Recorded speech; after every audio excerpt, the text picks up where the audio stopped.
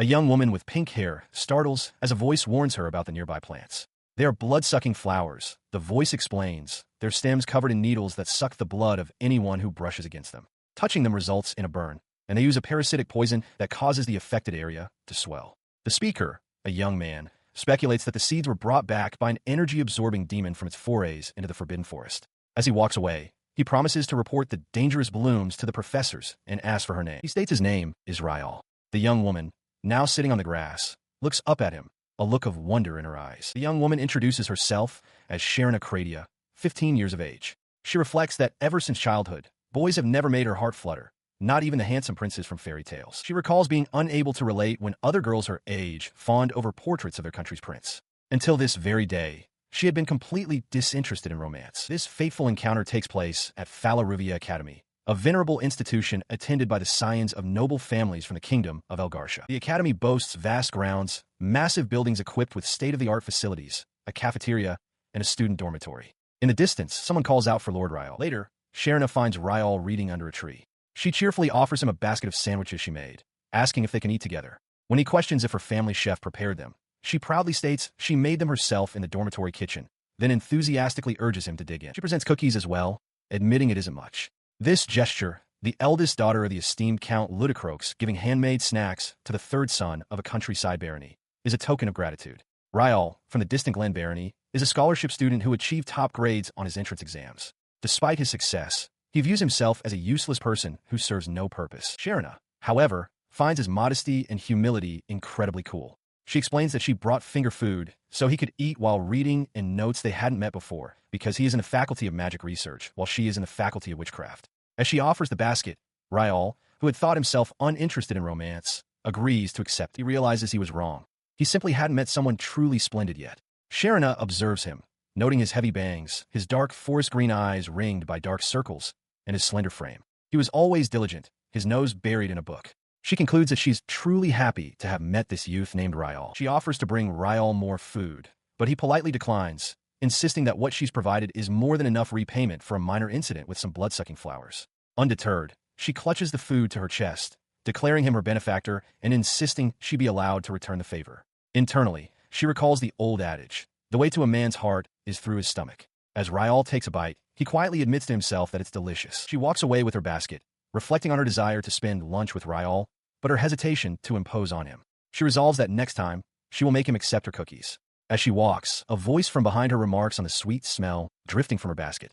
Startled, she turns to see who spoke. The voice belongs to a tall, blonde-haired young man. He remarks with disdain that just as he thought he'd escaped the sickeningly sweet perfumes of the other female students, he was besieged by the smell of her confections. Despite his apparent disgust, he smirks and says they look scrumptious, declaring that he'll have one.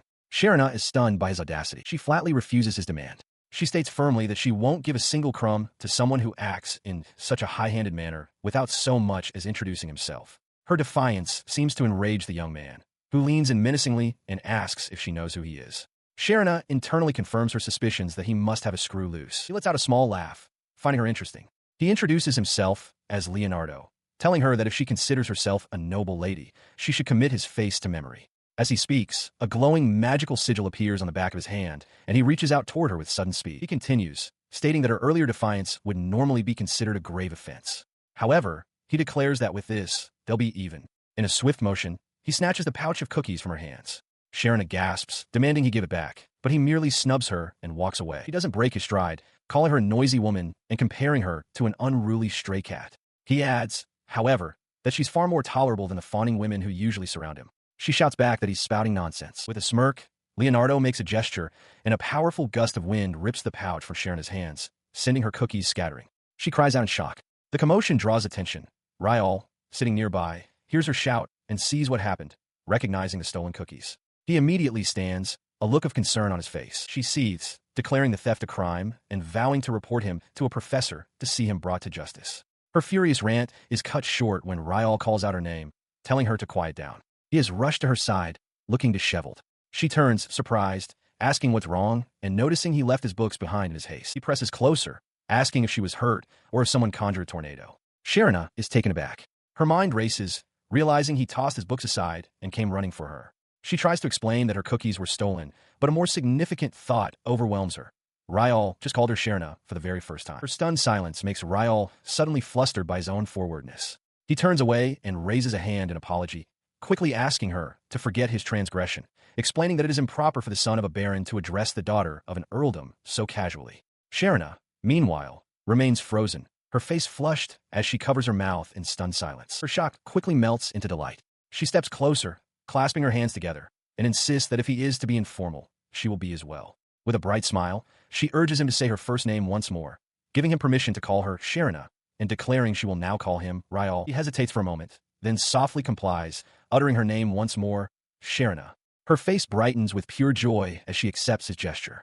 Standing together and holding hands, she internally marks the moment as a memorable day, the first time he had ever called her by her name. As Sharon and Riyall walk along a path on the academy grounds, she wonders aloud if the Leonardo they met is the kingdom's first prince. She recalls the prince's known attributes: blonde hair, blue eyes, the ability to wield wind magic without incantations, and, of course, the name Leonardo. Riyall confirms that they do indeed share the same name. She remains uncertain, admitting she's seen his portrait, but can't be sure since everyone wears the same uniform. Riyall suggests it's possible the boy gave them a false name, then asks if she would even be able to recognize him if he truly were the prince. Her face flushes as she considers the question. She explains that it's only been a month and a half since she started at the academy, and she hasn't interacted with him yet. The thought that a prince would accompany her back, given the danger, seems unbelievable to her. He tells her not to paint all nobles with the same brush.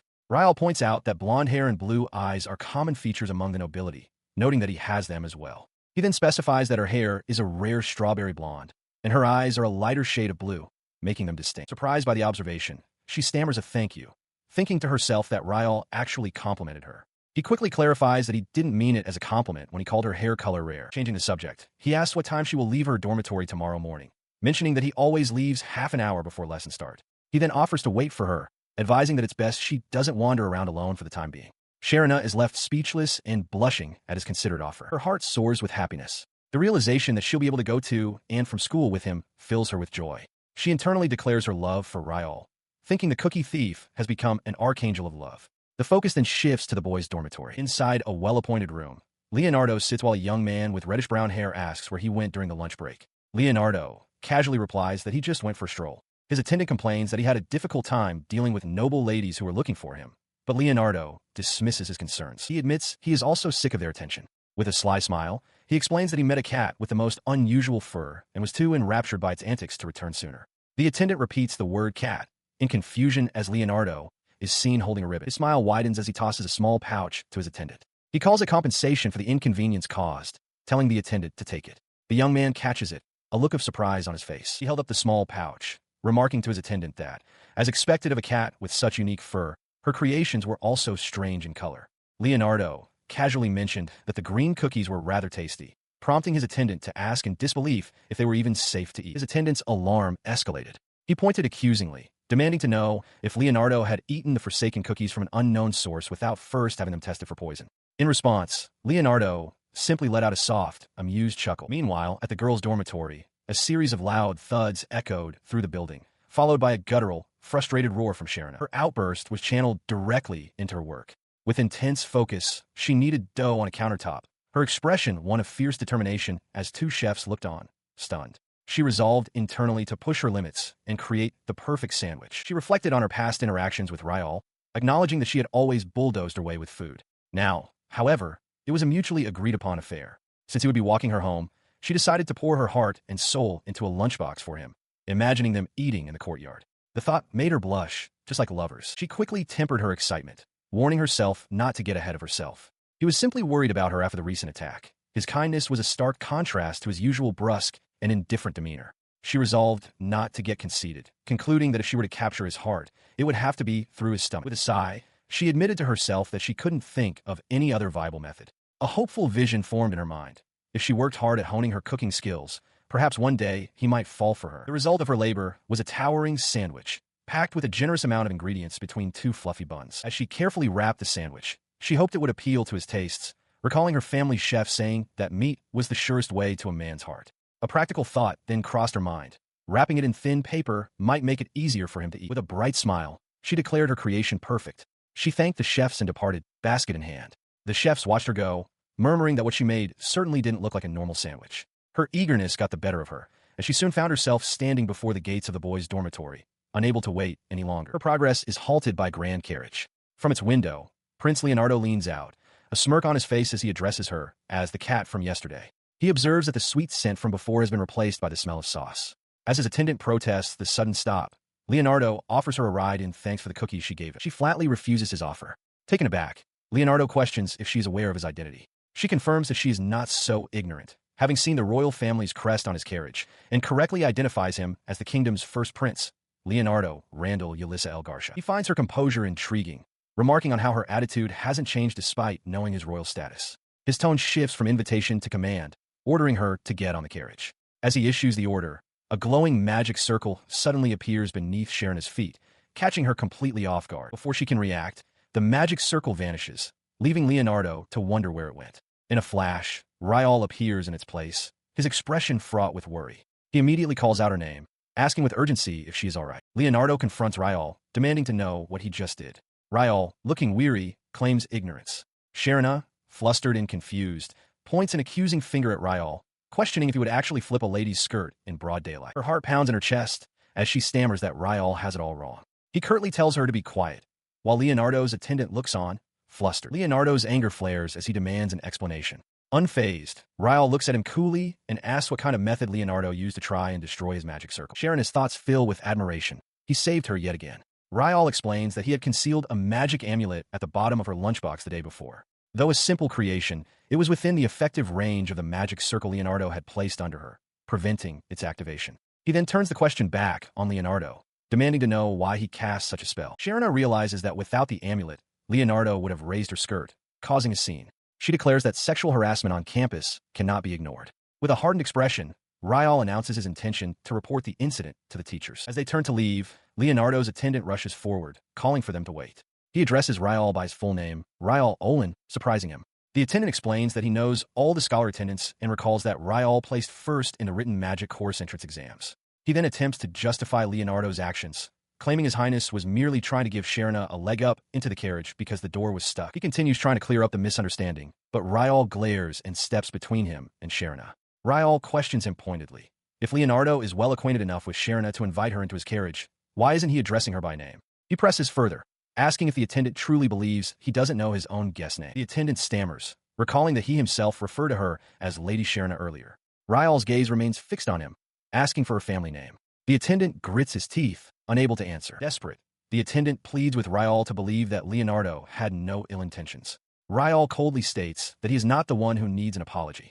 Watching the exchange, Sharon marvels at how Riyall is facing down the prince's attendant without the slightest hesitation. Heeding the unspoken command, the attendant turns to Sharon and offers his apologies for the misunderstanding caused by His Highness's actions, hoping she can forgive them. Internally swooning, Sharon tells him to shut up, while Riyall simply acknowledges the apology with an okay. He bowed deeply, offering a sincere apology for the incident. Sharon, however, insisted that she was also to blame for the misunderstanding, formally introducing herself as Sharon Acradia. Elsewhere, from the comfort of his carriage, Leonardo watched them go with a dismissive smirk. He addressed the absent Riyall as Black Rat, remarking that he would pardon his rudeness on account of his unique fur. As the prince departed, the adrenaline left Riyall, and he suddenly slumped forward, completely drained. He muttered that the confrontation had taken a lifetime's worth of shouting. Sharon, initially impressed by his coolness, suddenly realized with a gasp that she would now be known as the lady who had flatly refused the prince. Her fear was immediately validated by the whispers of nearby students. Riyall explained the harsh truth.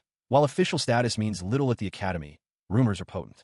He warned that if the attendants spread a false narrative about her picking a fight with the prince, her reputation would be destroyed. The weight of this new threat dawned on Sharon. He slumped to the ground, exhausted. Looking up at her, Riyall sighed that if she had just accepted the prince's offer from the start, he wouldn't have needed to go through all that trouble. Sharon looked down, her cheeks flushed with embarrassment as she apologized. She confessed quietly that she had refused because she just really wanted to go to school with him. Her honest admission seemed to revive him. Riyall stood up and patted her shoulder, telling her it was fine since she was a victim in the situation as well. He then formally suggested they head to school together so they wouldn't be late. Beaming with happiness, Sharon eagerly agreed. She thanked him and, in a burst of emotion, declared her love for him. The sudden confession caught Riyall by surprise as she reflected internally on his kindness and how she had fallen for him again and again. Later, the two found a quiet place to sit. Sharon set down a basket and, in response to Riyall's curious gaze, unveiled a gigantic sandwich. He stared at the meal, commenting on its immense size. Sharon proudly explained that while its taste was authentic, she had made everything herself, right down to the bread, as they sat together in a moment of peace. She proudly explains that the eggs came from homebred chickens she raised with such affection that she considered herself their mother. Riyall, listening to her impassioned speech, privately marvels that an earl's daughter would knead dough herself. He reassures her there's no need to apologize for the hamburger patties not being homemade. After a moment of contemplation, he takes a bite and pronounces it delicious. He then suggests that next time, the hamburger patties should also be handmade. Sharon readily agrees, promising to make it again. Riyall quietly considers that she might soon start growing vegetables from scratch, but dismisses it, thinking it's a lost cause for her to start a garden at the dormitory. Sharon, however, overhears and enthusiastically wonders why she hadn't considered that herself. She closes her eyes, savoring the food and the peaceful atmosphere. A profound sense of happiness washes over her as she wishes this perfect moment could last forever. Her blissful reverie is shattered by an unwelcome voice. Leonardo has appeared, addressing Riyall directly as the cat with the unique fur. Sharon's face falls in annoyance, her peaceful moment now over. Leonardo smirks, adding the title Black Rat as well. He stands over them, explaining that the smell from their picnic had piqued his interest earlier.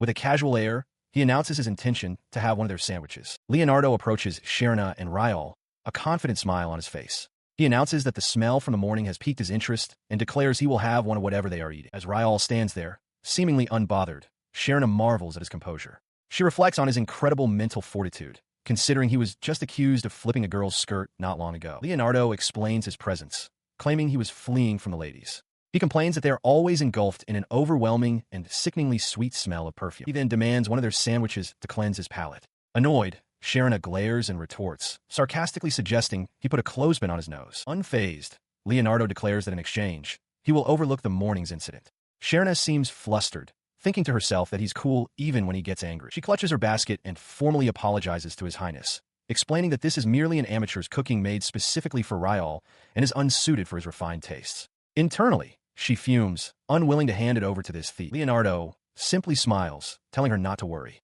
He compliments her cookies, calling them delicious and adding that they were most unusual, just like their maker. Sharon looks on, taken aback. He presses his point, stating it would be improper to offer something like this to His Highness for lunch. Calling her stubborn, he reiterates that he doesn't care about the quality and finally declares it an order. Defeated by the direct command, she reluctantly offers him the basket. He takes the offering and sits, unwrapping a sandwich with an exaggerated oh-ho. As he calls it a sumptuous sandwich, Sharon irritably clarifies that it's just wrapped in plain paper. Beside her, Riyall begins to cough. Leonardo takes a bite, pronounces it delicious, and offers his compliments, leaving Sharon to begrudgingly accept the praise. He glanced over at Riyall, his expression hardening. He stated that he despises formalities, even for appearances, and questioned if it wasn't time for Riyall to drop his affected manner of speaking. Riyall flinched, looking down wordlessly under the weight of the criticism. As they began to walk away, Riyall's composure broke. He reached out and grabbed Sharon's hand to stop her, shaking with anger. He seethed that if it weren't for some unspoken reason, he would land a dropkick on Leonardo that very instant. Sharon gently told him she couldn't do that, and a dejected Riyall quietly accepted her decision. Their conversation was cut short by Leonardo, who gestured dismissively at Riyall. He called him a black rat and told him to get lost, blaming his presence for the cat not behaving as she should. Before leaving, he promised Sharon he would wait for her in front of the school building after class. With that, he turned and walked away, leaving her alone with Leonardo. With Riyall gone, Leonardo snapped his fingers, declaring the nuisance had finally departed. As thanks for the sandwich, he announced he would take her to a nice place. Sharon agreed with a flustered okay, while internally fuming that the real nuisance was still swaggering right in front of her. He grabbed her wrist and commanded her go with him. In that instant, a swirl of magical energy and glowing runes erupted around Sharon, who cried out in shock as the force enveloped her. The strange power lifted her gently into the air. Confused, she recognized the sensation from an incident that had occurred earlier that morning. From the ground, Leonardo clicked his tongue in annoyance, realizing she still had the amulet on. His mood ruined, Leonardo turned to leave. He told Sharon he would let this incident slide on account of the sandwich, but gave her a message to deliver. She was to tell that black rat he would not show mercy a third time. After he was gone, a folded piece of paper drifted down from a nearby tree. Sharon's eyes followed it to the ground. As she picked it up, she saw the word Alind written on it, unaware that Riyall was watching her from behind the tree. A wave of realization and joy washed over her. Clutching the note to her chest, she let out an ecstatic cry, her face blushing as she declared her love for him. The day begins to wane, clouds drifting over the rooftops of the academy grounds. Her heart soaring, she runs towards Riyall, who sits on a stone bench. She calls out his name, thanking him profusely and declaring her love. He looks up from his book, his expression unreadable as she accepts his heartfelt confession. He quickly gets to his feet. When she questions why they aren't heading back, He dismisses it as foolish, stating he wants to spend more time with her. With a sudden intensity, he grabs her hand, instructing her not to look toward the dormitory as he pulls her away, leaving her bewildered. He pulls her along, suggesting they kill some time somewhere. Her eyes sparkle as the realization dawns on her. This could be a date. She gladly agrees. As they hurry off, she notes that it feels like they're running from something, a thrilling love escapade. Riyall mentions a nearby cafe a friend told him about. He then explains the urgency. Prince Leonardo's carriage is parked on the road to her dormitory, meaning he must be waiting for her. Sharon is stunned. Riyall warns that if the prince saw them together, she would become the target of the entire school's envy, a fact she grimly accepts. Sharon wonders aloud if Leonardo might be there for someone else, but Riyall doubts it. She mutters about the prince's persistence, calling him a cookie thief and a stalker. Riyall, however, takes the blame, explaining that this all started because he refused the prince's cookies and that he is now making amends. Sharon quickly insists it isn't his fault. He looks at her with determination, declaring that he will take responsibility. He asks her to stay close to him until the situation blows over. Overjoyed, Sharon agrees without hesitation. They decide to wait in the cafe until sunset, just to be safe. The sign for the Paibigia cafe indicates it closes at 9 p.m. Riyall remarks that they won't need to stay that long. When Sharon asks who they are waiting out, he clarifies, the prince, of course. Inside, a waitress shows them to a table. As they sit, Sharon muses on the prince's habit of calling people cats. Riyall theorizes it's a manipulative tactic to bait her into declaring her real name, which he could then use. Impressed, Sharon calls it a good analysis and even warns the waitress not to fall for the prince's tricks. She then turns back to Riyall, asking why the prince calls him a black rat. Before he can answer, Riyall proposes a new plan. Starting tomorrow, they will leave for school earlier to avoid running into Leonardo. Sharon readily agrees. She listened as Riyall continued his explanation, advising her not to allow Prince Leonardo to elevate himself any further by putting her down. Meanwhile, Prince Leonardo waited elsewhere, his attendant noting that Sharon's lessons should have ended long ago. As other students noticed the prince's presence, Leonardo mused that there was some fun in waiting, wondering if the nearby carriage was for him. He was irritated, thinking that the cat, as he called her, had the gall to make him wait, confirming his suspicion that she was a tough nut to crack. He observed the other ladies fawning over him and thought they could learn from her subtlety. When another student spoke to him, he considered that her directness might be a ploy for his attention.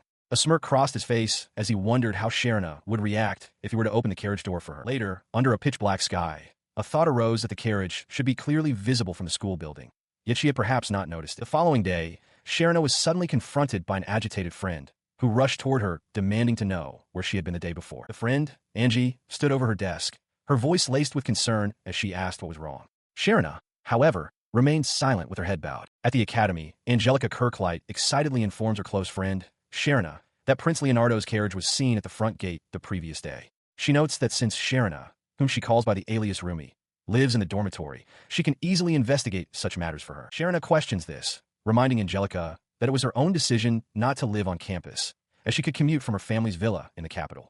With a sigh, Angelica leans on her desk, lamenting that if she had known about these developments, she would have secured a dormitory room as well. Her friend then asks where she went after seeing the prince's carriage. Angelica admits she headed into town right after her classes ended. The realization of her missed opportunity prompts her to cry out in frustration, calling it a waste. Sharon simply smiles, observing her friend's immense regret. Changing the subject, Angelica asks about a cafe Sharon had mentioned. Sharon's expression softens into a dreamy bliss as she recounts her visit, describing it as a lovely place where she had a wonderful time. She adds that the cafe serves coffee from her hometown, a rarity in the capital, which piques Angelica's interest. Her interest quickly turns to shock. Leaning forward with a clatter, Angelica demands to know with whom Sharon went on a date. Smiling fondly, Sharon reveals the name, Riyall Glenn, a student from their year in the Faculty of Magical Research. Angelica is left speechless, only able to utter a confused sound. Her confusion gives way to disdain. Angelica questions if it's the same Riyall Glenn, the so-called no-good honor student. Snapping her fan shut, she launches into a tirade based on rumors, calling him a gloomy, one-track-minded individual from an impoverished barony who only cares for his magic skills, startling Sharon with her harsh words. Sharon's expression becomes completely cold. Her face falls into shadow as she clenches her fist, her voice low and menacing as she warns Angelica that she will not be forgiven if she continues to badmouth Riyall. The sudden intensity terrifies Angelica. She begins to tremble, stammering a hasty apology and explaining that she was only repeating rumors she had heard. Though her expression remains serious, Sharon clarifies her position. She states firmly that Riyall is her benefactor and a wonderful person, pleading with Angelica not to slander him based on hearsay. Looking down, ashamed, Angelica apologizes once more. Her mind raced, processing the situation. She acknowledged Riyall's impressive test scores and conceded that he wasn't bad-looking. In a sudden snap of realization, she declared Angelica her love rival, vowing to fight her with all her might. Angelica, taken aback by the sudden intensity, pleaded for her to calm down, insisting that would never happen. This fierce determination carried over to her next encounter with Riyall. She implored him to consult her if any other girl were to make advances, though she quickly added that such a scenario was impossible. Riyall, ever practical, advised her that instead of fretting, she should be figuring out how to deal with such a situation.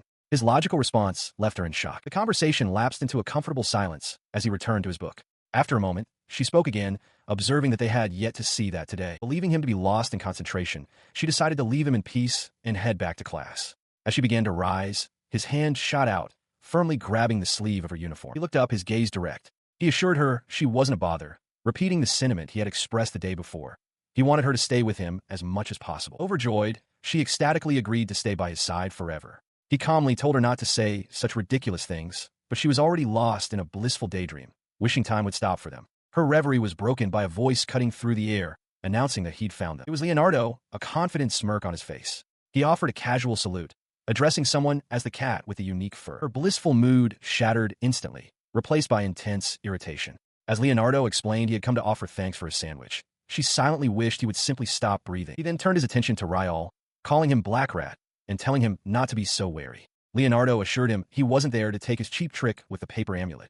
Riyall merely waved a dismissive hand, not bothering to look up from his book. Undeterred, Leonardo reached into his jacket, explaining that since Riyall had eluded him yesterday, he had hastily ordered something from a jewelry store he frequents. Watching the display, Sharon seethed with anger, wondering where Leonardo found the shameless confidence to keep challenging Riyall, despite always losing. She stood firm as Leonardo presented a small, covered item on a platter, urging her to accept it. Her expression hardened.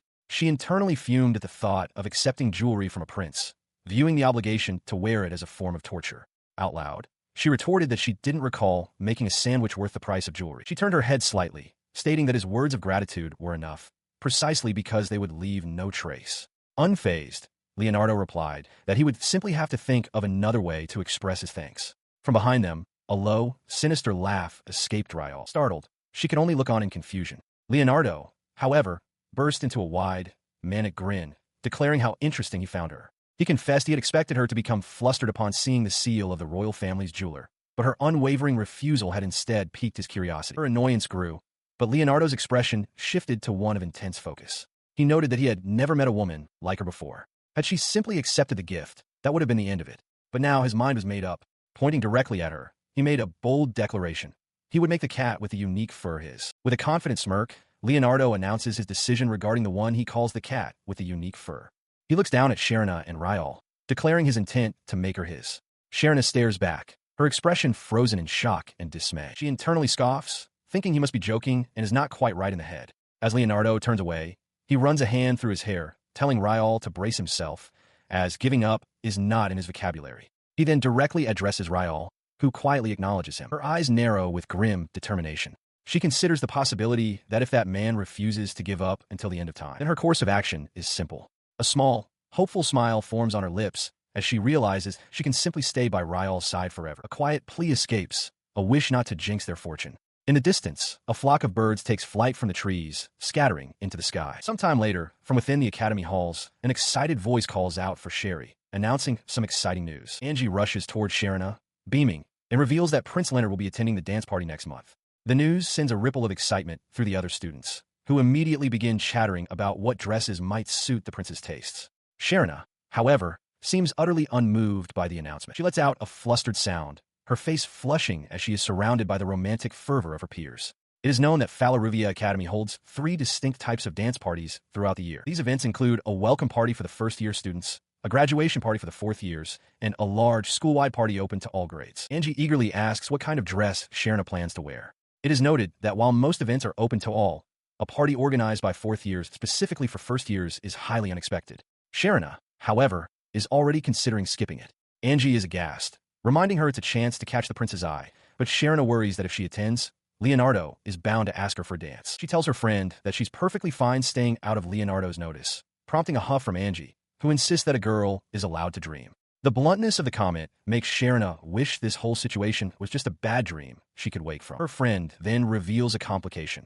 Rumors are circulating that His Highness already has a specific girl he intends to escort. The news startles Sharon, She had only considered the possibility of being forced to dance with him if she attended, but hadn't factored in the chance that he might ask her to be his partner for the event itself. The thought of refusing a direct invitation from royalty, an act of immense disrespect for a count's daughter, fills her with dread. The weight of this realization crashes down on her. If he truly asks her to the party, she's utterly trapped. Seeing her friend's distress, Angie quickly tries to offer some hope. She reminds Sharon that it's too early to give up, suggesting the rumors could be false. As proof, she points out that no student is yet wearing the blue and gold rosette flower ornament that would signify an accepted invitation. This gives Sharon an idea for a new plan.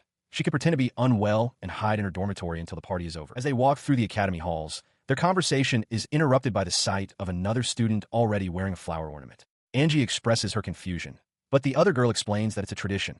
When a boy wishes to escort a girl to a party, he gives her a flower ornament. By wearing it, she signals to everyone else that she has already accepted a partner. Sharon, having never heard of this, asks for clarification. Angie explains the tradition further. The ornament's colors must match the hair and eyes of the person who gave it. Since Elgarsha's national flower is the rose, a blue rose with golden leaves could only be a gift from His Highness himself. The mention of matching colors sends Sharon into a daydream. She sighs, lost in thought, picturing Riyall's distinct features. She unconsciously mumbles the colors jet black and forest green, catching Angie's attention. Her fantasy quickly fades, and her shoulders droop in disappointment. She sighs, acknowledging that Riyall doesn't seem like the type to care for social events like dance parties. Even so, she can't help but imagine how beautiful a flower ornament in his colors, a pitch-black rose with deep green leaves, would be. Just as she resigns herself to the thought, a hand appears before her, holding out an object. It is Riyall, offering her an intricate, dark-colored ornament. Here, he says quietly. Sharon stares, utterly bewildered. He elaborates on his gift, noting that the color combination would look out of place on a real flower. He asks her to accept it and think of it as a simple amulet. As Sharon holds the black and green ornament, she recognizes the colors as his. While she had been daydreaming of a flower for the party, she realizes this is something better, a charm to ward off the very trouble she fears. She held the ornament, her eyes wide with disbelief, and asked if he had made it himself. Riyall quietly confirmed that it was handmade, apologizing for the fact. The realization struck her. Riyall had crafted this just for her, using a flower that held a special meaning between them. Her face lit up with joy as she recognized it as a blood-sucking flower, the same kind from their first meeting. She was touched that he remembered. Riyall, flustered, looked away and claimed it wasn't like that. He just thought the colors went well together. Still, she clutched the gift, remarking that it was the first time she had ever received such a lovely corsage. Beaming, she declared that she would treasure it for the rest of her life.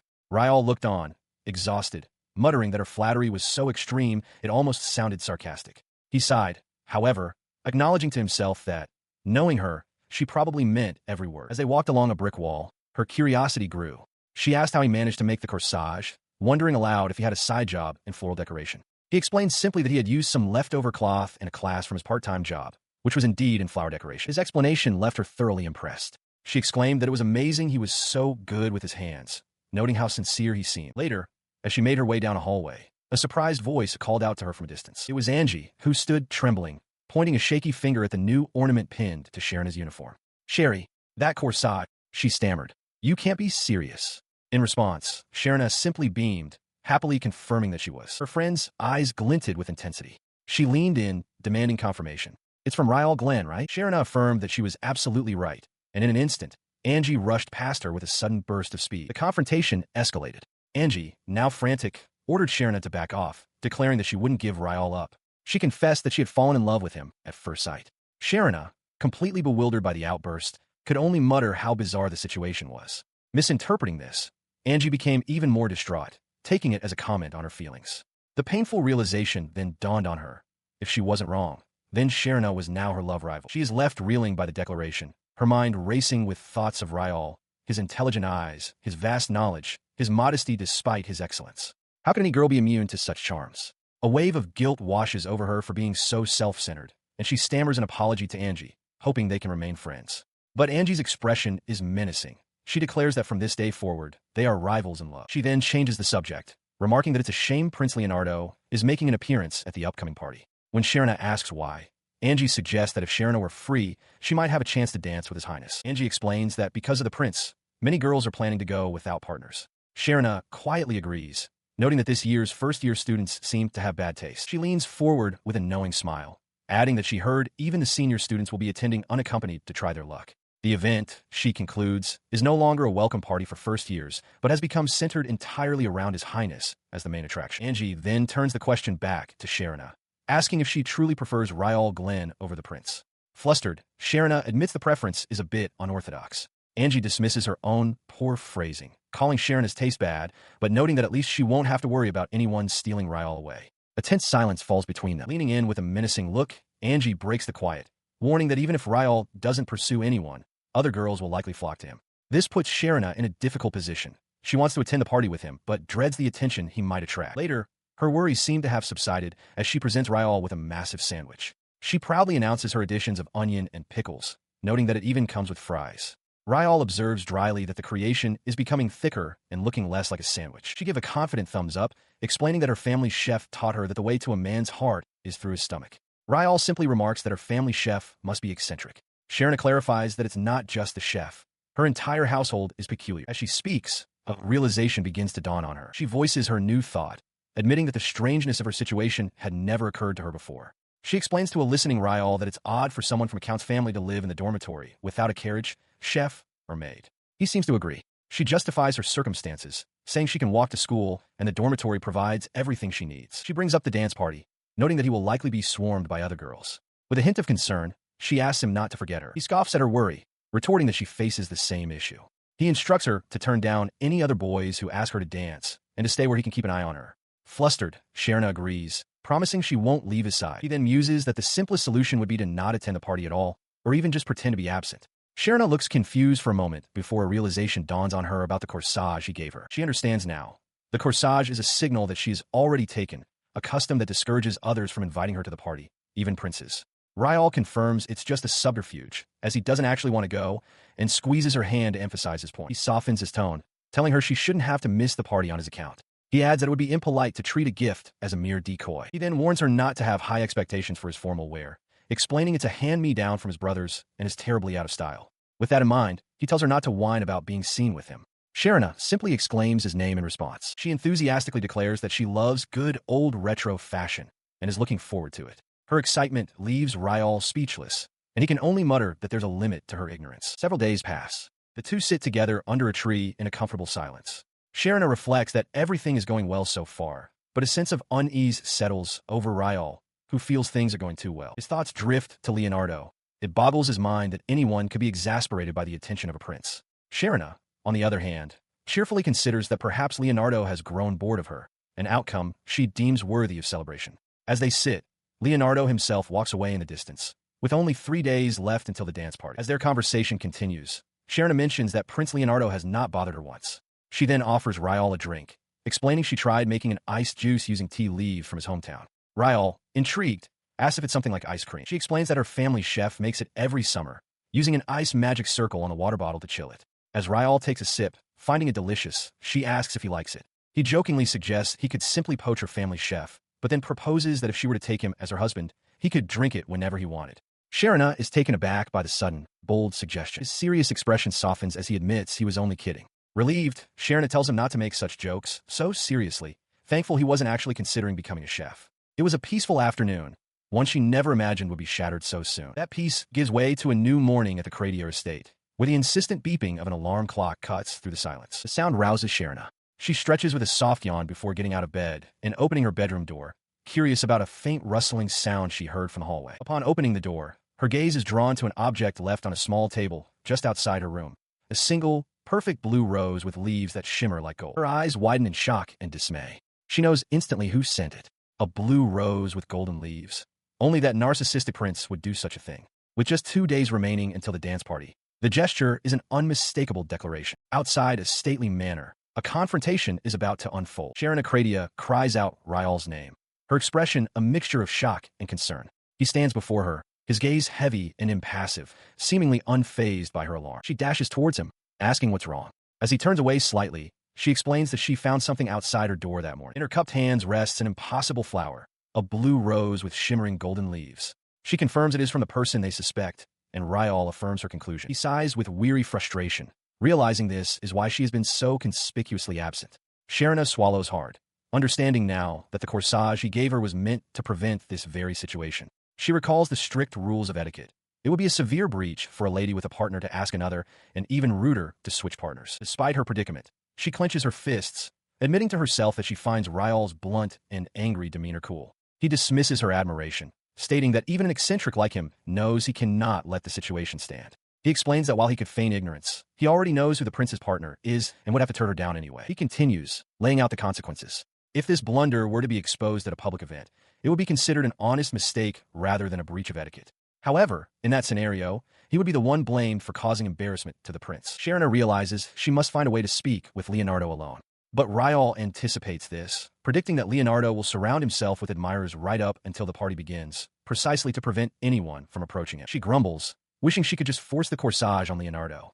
Riyall dryly tells her not to mince words, though he admits he doesn't dislike her sentiment. He then lays out Leonardo's likely strategy. If she can't get to him, she'll have no choice but to explain everything to Riyall, return his corsage, and wait for Leonardo to claim her as his partner. Defeated, Sharon decides she will have to feign illness. Riyall agrees and gives her precise instructions. Pretend to have had a fever since the previous night, rest for a day, and then she should be well enough to attend the party the day after. With a simple, "I'll see you there," he turns and walks away, leaving a momentarily confused Sharon to process his plan. She is approached by Angelica Kirklight, who excitedly asks if it's true that a blue rose corsage was found in front of her room. She confirms that there was, and when Angelica eagerly asks to see it, Sharon presents a crumpled, tattered rose. She claims it was on the floor, and she accidentally stepped on it, but an internal smile reveals she deliberately crushed it with her own hands. Angelica, looking concerned, notes that the culprit went all out, as every girl in the first year's dormitory received one. She wonders why anyone would play such a prank and asks Sharon if she saw anyone suspicious. Sharon apologizes, explaining that she was sick in bed and didn't know. The incident had occurred the previous day. After classes, all the first-year girls returned to their dormitory to find blue rose corsages outside their doors, a situation that perplexed even the dorm mistress. The perpetrator must have snuck in during the day, right under the mistress's nose, to pull off the stunt. Angelica muses that perhaps the person just wanted to give everyone a surprise. Sharon adds that rumor has it the person acted out of desperation after being rejected. Angelica finds this harsh, suggesting it's more dignified to be turned down directly. As she speaks, Sharon clenches her fist, thinking that if she had been asked up front, she would have turned him down in the harshest way possible. Her internal frustration boils over as she recalls the truth. She was the one who had to dye a whole bunch of flowers from Riyall's side job and sneak around the dormitory in broad daylight, placing them in front of every single door. Angelica, completely unaware, remarks that she can't even imagine someone going through all that trouble just to make a statement. To Sharon, it was simply a hassle. Sharon's mind flashes back to the frantic execution of the plan. Upon finding the original blue rose, she spent 10 minutes finding Riyall. He then bolted to the dormitory, returning in 2 minutes with a bag of white corsages. They spent another 10 minutes rushing back to the girls' dorm, and she then furiously used water magic for 5 minutes straight to dye them all blue. She sighs, exhausted by the memory. The entire operation took 27 minutes, and somehow, they managed to pull it off without anyone waking up or noticing them. Angelica remarks that the incident must have caused quite a stir. Panting from the remembered stress, Sharon admits she got the shock of her life. She reveals her initial hope was that the prince would hear the commotion, but things blew out of proportion, throwing the entire school into a frenzy before the day was even over. She let out a sigh of relief, pressing a hand to her chest. Nearby, other students were already gossiping about the commotion that had swept through the girls' dormitory, unaware of her involvement. Her prank had an immediate effect across the school. The blue rose courage trend was dead. In the wake of the incident, the cheap trick of a prankster had completely overshadowed any possibility of a legitimate invitation from the prince. Angelica, however, saw the romantic side, telling Sharon that if she were in that position, she would have been overjoyed, thinking the prince had asked her out with a blue rose adorned with golden leaves. Sharon countered that since there were roses at other doors too, it was obvious that wasn't the case. She continued with a laugh, pointing out that nobles with blonde hair and blue eyes are a dime a dozen. Sharon looked on, exasperated, telling her friend not to lump them all together. Later, outside the main academy building, the conversation continued under the shade of the trees. As Angelica mused on how long Sharon would harp on the prince's common features, Riyall, who was with them, suddenly spoke up. He agreed with Angelica, explaining that the school wouldn't investigate the matter too deeply precisely because the prime suspect is the prince, and that many young men fit the general description. He continued his analysis while taking a bite of food, stating that if an outsider had managed the feat, the search for the culprit would have been far more thorough. This gave Sharon a pause. Riyall then recalled that on the day of the incident, she was only asked a few cursory questions, confirming she had stayed in her room the whole day. He clarified the academy's position.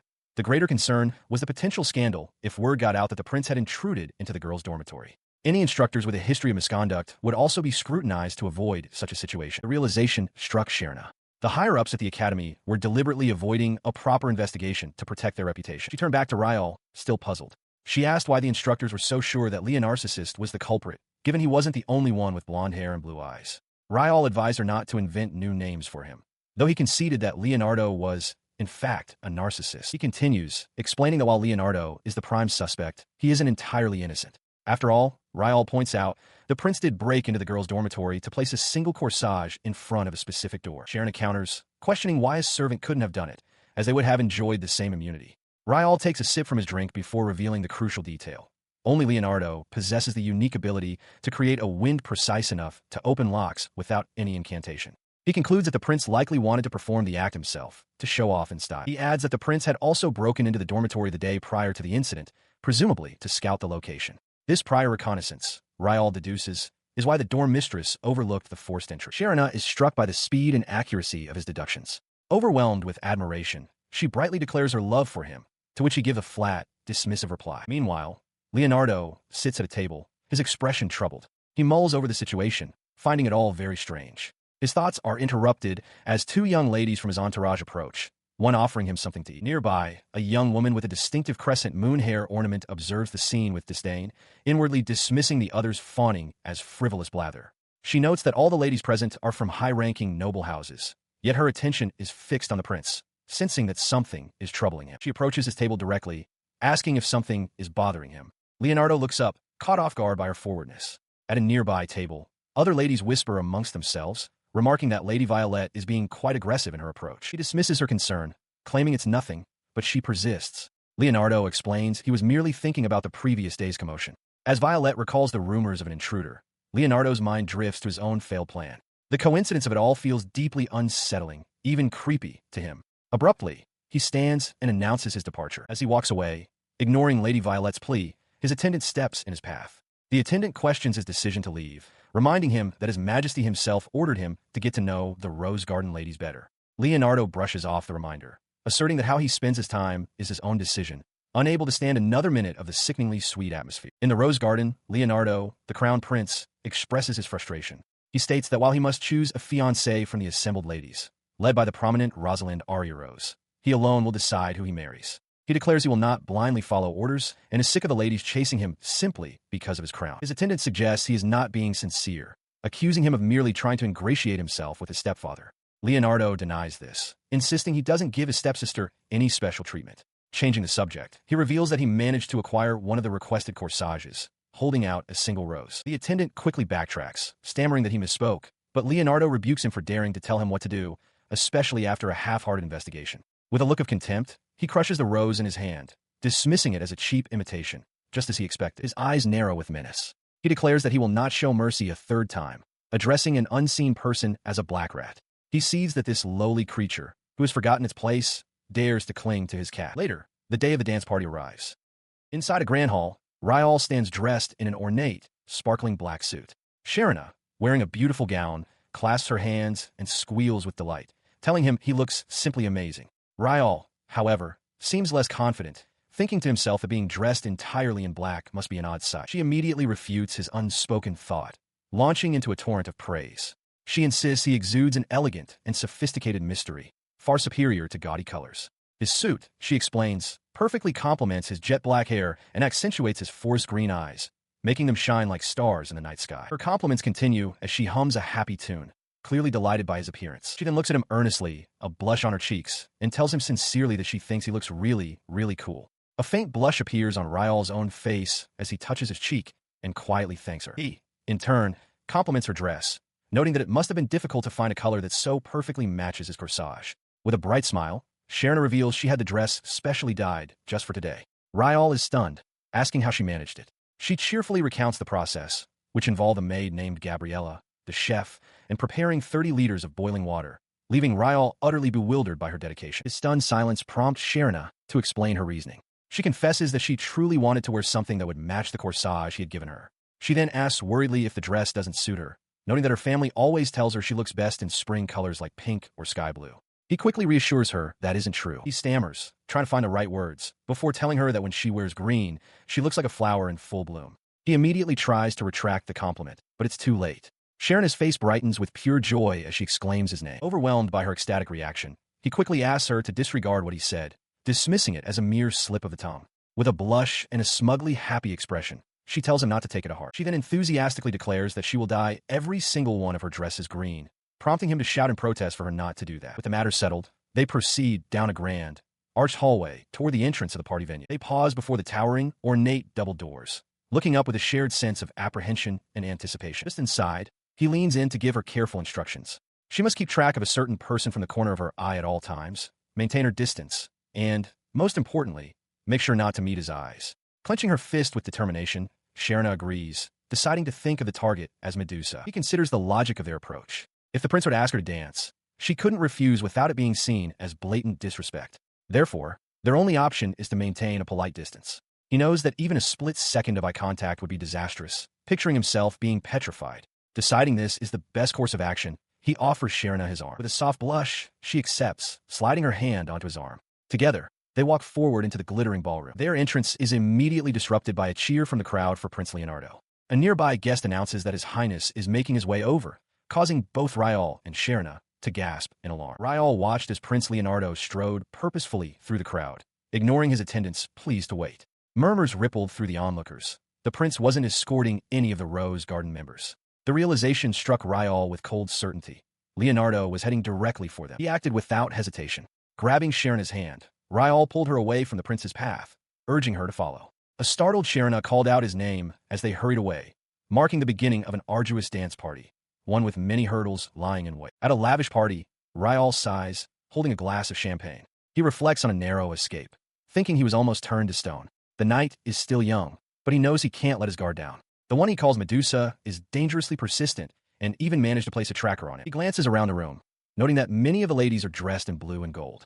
He muses that even a man with no common sense would figure out they're trying to match the prince's eyes and hair. He finds their overt admiration excessive, wondering if they truly admire him that much. Beside him, Angie seems puzzled by his observation. She tells him that while that may be true for others, it isn't for her. Riyall is the one she admires. He dismisses her words, wondering why he even bothers. Just then, Angie's attention is captured by a figure across the room. She points out Lady Rosalind, who is standing all alone. Her observation confirms to her that the rumors must be true.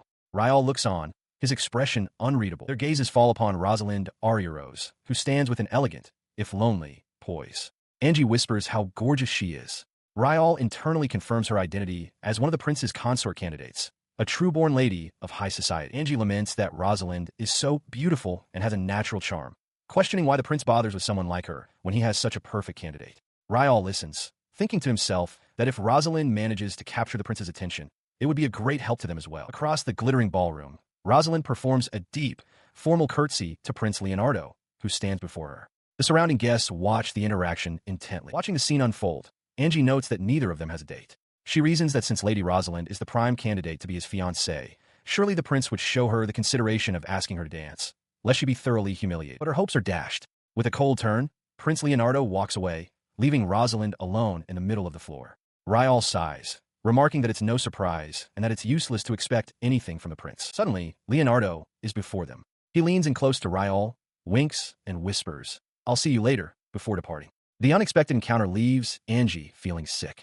Riyall quickly steadies her, telling her not to worry. She was just caught in the crossfire. He advises her not to make eye contact with the prince just yet. He tries to soothe Angie, who had gotten carried away and was now clinging to him tightly.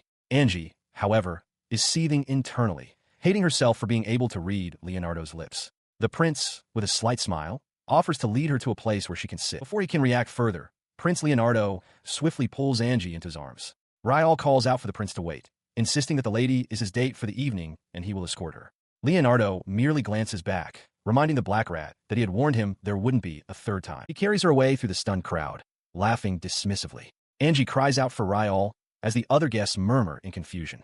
She struggles slightly, insisting she can walk by herself and demanding to be put down. Leonardo smoothly replies that a gentleman always helps a lady in need. As she is carried off, Angie glances back with a worried expression. From across the room, Lady Rosalind Rose watches the spectacle, her face a mask of cold fury. The ladies beside her plead for her to remain calm. The prince leads her to a quiet, starlit balcony. He gestures to the open air, commenting on the pleasant breeze before turning to her with a knowing smile, asking if she is nervous. She quickly apologizes for troubling him, assuring him that she is all right now and suggesting he should return to the party. Leonardo waves off her concern, stating that everyone will simply have to wait. He adds that as it is a welcome party for new students, there is nothing wrong with him showing one of them some hospitality. Her mind reels at the sudden turn of events, a swift drop from the pleasant company of Riyall to this tense situation. The prince observes that she is quick to refuse his advances, remarking that most girls will be thrilled to receive this kind of attention from royalty. He then leans in and adds that he has yet to thank her for the cookies, a comment which makes her feel ill. He continues, asking her what kind of gift she would be happy to receive. Her thoughts immediately drift to Riyall, and she realizes that what matters most isn't the gift itself, be it a bouquet of roses or a single wildflower, but the person who gives it. Voicing this sentiment, she states clearly that she has no need for luxury goods. The prince chuckles, remarking that he had a feeling she wouldn't be pleased with material gifts. He declares her answer very well, and, with a sharp snap of his fingers, initiates something. In response to his signal, a complex magical circle materializes on the balcony floor between them, glowing with a brilliant, ethereal light. She looks on in stunned silence as Prince Leonardo leans closer, a smug look on his face. He informs her that he will express his gratitude with a gift that isn't material. Before she can react, he pulls her close and declares their intention to race into the starry night sky.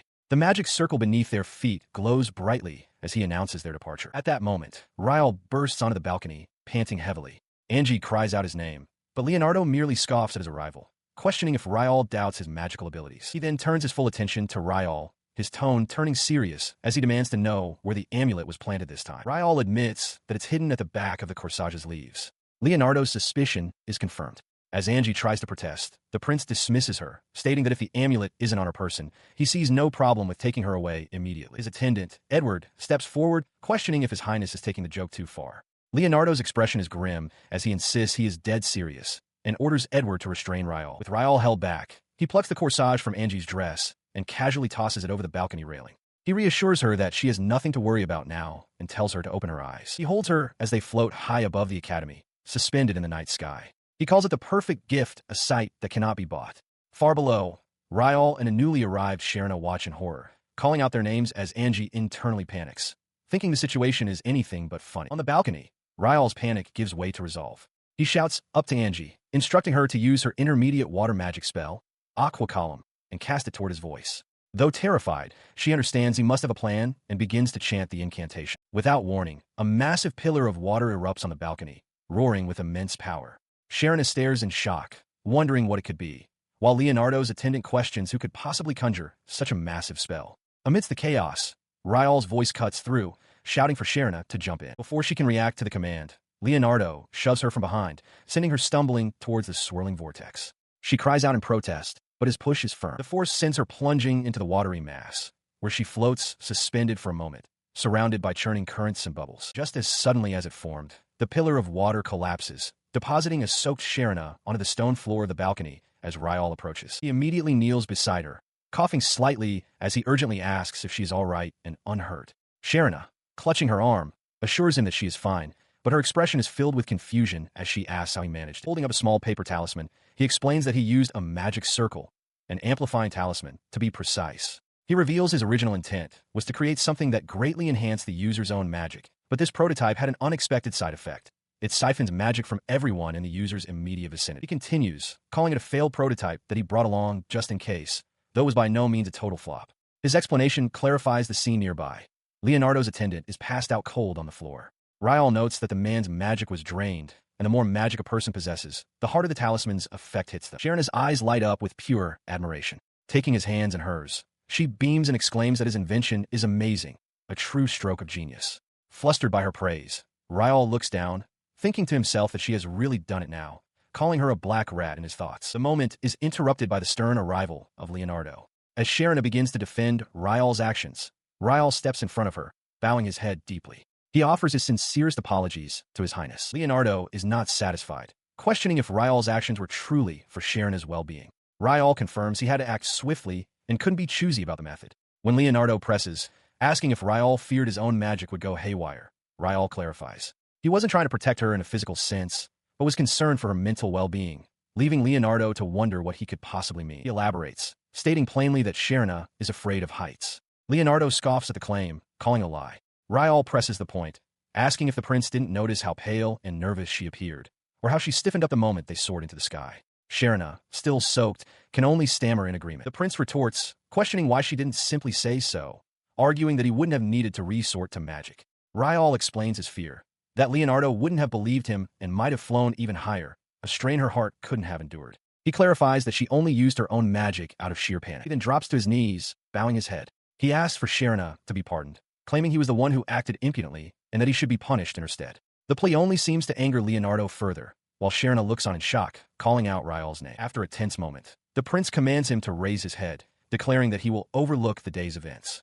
With that, he turns to depart with his attendant, Edward. Sharon, still kneeling beside Riyall, calls out for his highness to wait. As the prince departs, Sharon turns to Riyall, thanking him profusely. She reflects internally that he has saved her yet again, causing her to fall in love with him once more.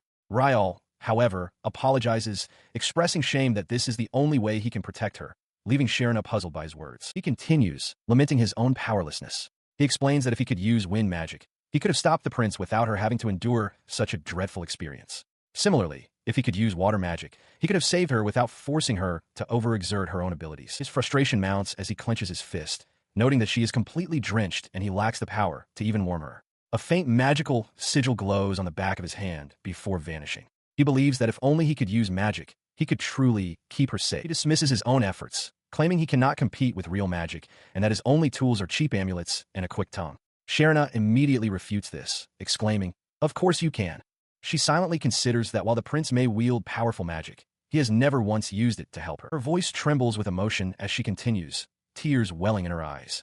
She tells him that he is the one who always comes to her rescue, the one who never, ever fails to protect her. Hearing her heartfelt words, Riyall looks away, a thoughtful expression on his face. He reflects that, in truth, it is her knowledge and quick-wittedness that have saved him time and time again. He deflects her praise, gesturing towards the balcony's edge. He points out the blood-sucking flowers, warning that a single touch would result in a burn, implying these are the true weapons and shields she possesses. Sharon refuses to accept his self-deprecation. She declares that ever since the day they first met, he has saved her countless times, a fact to which she can personally attest. Turning to him with a brilliant smile, she opens her arms and tells him that if he holds her hands, he will warm her body and soul. She insists that he is the only one who can. Riyall stares, momentarily stunned, realizing she is being completely serious. He gently takes her hands. With a faint blush, he quietly concedes that if anything, she is the one who is always saving him. He then suggests they head back and offers to escort her, to which she happily agrees. As they walk hand in hand, the thought crosses his mind that this is the happiest day of his life. He immediately chides himself for exaggerating and comes to a sudden stop, prompting a confused look from Sharon. Their path is blocked by Lady Rosalind Argyros. She formally addresses Sharon, requesting a moment of her time. With a serious expression, Rosalind states that there is something she would like to discuss, catching both Sharon and Riyall by surprise. Beneath a starry sky, outside a grand estate, Riyall thanks Sharon for accepting his sudden offer. Their conversation is interrupted by a composed young woman with elaborately braided hair, who addresses them formally as Sharon Cradiusima and Riyall Glensama. He bows his head slightly, thanking her for allowing him to stay. Sharon quickly adds that they are the ones who should be grateful, as their host even had her dress dried. The woman, Rosalind Argyros, dismisses the pleasantries, stating she will get straight to the point. With an intense gaze, she asks Sharon if she possesses the necessary resolution to become the next empress, leaving Sharon utterly bewildered. Her sharp gaze remains fixed on Sharon as she begins to explain her reasoning, stating that there is no meaning to a romantic relationship with the prince. As Sharon tries to deny having any such intentions, Rosalind cuts her off, coldly revealing that she had Sharon investigated and understand the implications of getting close to a man with a fiance. She challenges Sharon, questioning if she thinks they lack the right to intervene. Rosalind then declares that she and the others in the Rose Garden are all official fiancé candidates, a revelation that stuns Sharon into silence. Now seated at a table, Rosalind elaborates that the reason they are all candidates is because each one possesses the qualifications to become the next empress. She asserts that they are not as insignificant as Sharon might assume. Her lecture continues, explaining that they are candidates precisely because they are all qualified, making the selection of just one a difficult matter. Internally, Sharon is exhausted by the relentless monologue, wondering how Rosalind isn't tired after saying so much in one breath. Rosalind concludes her point with an air of superiority, stating that they are therefore more like fiancés than mere candidates. She then levels a direct accusation at a shocked Sharon. Her current actions are an offense against everyone in the Rose Garden. She leans forward, her voice sharp as she demands to know if Sharon understands. Internally, Sharon is flustered, thinking that she wasn't even given a chance to respond, and wondering if Rosalind is the one who truly fails to comprehend the situation. Without waiting for an answer, she continues her lecture, explaining that all the fiancé candidates have undergone a strict and rigorous education since childhood. They have been trained in everything an empress needs, from manners and dance to the study of magic. She then directly questions if Sharon possesses the same knowledge and refinement, or even the resolve to undertake such training. Dismissing the naive idea that love is enough, Rosalind delivers an ultimatum. If Sharon is not prepared, she must never approach His Highness again. With that, she declares the conversation over and turns to leave. Sharon stands abruptly, calling for her to wait and listen, but Rosalind does not stop. A sudden thought crosses Sharon's mind. She feels sorry for the prince's fiancé. As she walks away with a cold expression, Sharon observes her departure and thinks to herself that since neither Rosalind nor the prince seems to listen to others, they might actually be a perfect match for each other. Her words cause Rosalind to pause. She glances back, questioning if Sharon has decided to become the empress so thoughtlessly. Her sharp gaze then falls upon Riyall, and she admonishes Sharon, calling it outrageous to be so close to another man. Resuming her departure, she proclaims that from the moment she met the prince at the royal palace, she has yearned for no one else. She endured her strict education for his sake and for the sake of the country. Sharon watches her go, thinking that her parting remarks are dragging on for far too long. She adds a final, cutting observation. His Highness may have been charmed by Sharon's innocence and naivety, but ignorance and discourtesy are merely two sides of the same coin. With a last piece of advice, to think again on what it means to be an aristocrat, she finally exits, the door closing behind her. In the resulting silence, Riyall lets out a long, weary sigh. He and Sharon are left upon the confrontation. Sharon wonders what kind of background check could have led Rosalind to such a conclusion. Riyall theorizes that the investigator was likely a servant of the Rose household, meaning the report was biased from the start and could never have been objective. He points out that Rosalind's order to stay away from the prince provides them with a perfect justification. Sharon, surprised, questions this, wondering if they would truly disobey the daughter of a duke. She quickly apologizes, acknowledging the order, but then her expression brightens as she realizes this is her strongest secret weapon, a way to escape. Riyall observes that no matter how foolish the prince is, he wouldn't be able to dismiss Rosalind, though he reconsiders, musing that the prince's parentage might allow for such an unexpected outcome. His contemplation deepens, causing Sharon to call out his name in concern. He confirms her unspoken thought. The king and Duke Rose would never allow the prince to act so rashly. The implication hangs in the air. They are now questioning the judgment of the kingdom's highest authorities. Breaking the heavy silence, he offers her his hand with a gentle smile, suggesting they head back. Sharon happily agrees. Internally, he concedes that her assessment of the prince might be correct. His calm demeanor shatters as he remembers the corsage she made for him, which was thrown away. He declares he will find it, refusing to give up even in the dark. With theatrical desperation, he demands she choose between him and a mere heirloom. Sharon, exasperated but firm, tells him to calm down so they can return. As they walk back together under the night sky, Sharon breaks the quiet, pointing out the beauty of the moon. She elaborates, explaining that since Rosalind's speech, she has been contemplating its beauty. A realization dawns on her. She now understands why he wasn't looking in Rosalind's direction, having initially thought he might have been intimidated. He clarifies that his gaze was fixed on the summer constellations, naming Taurus, Aquila, and Lyra.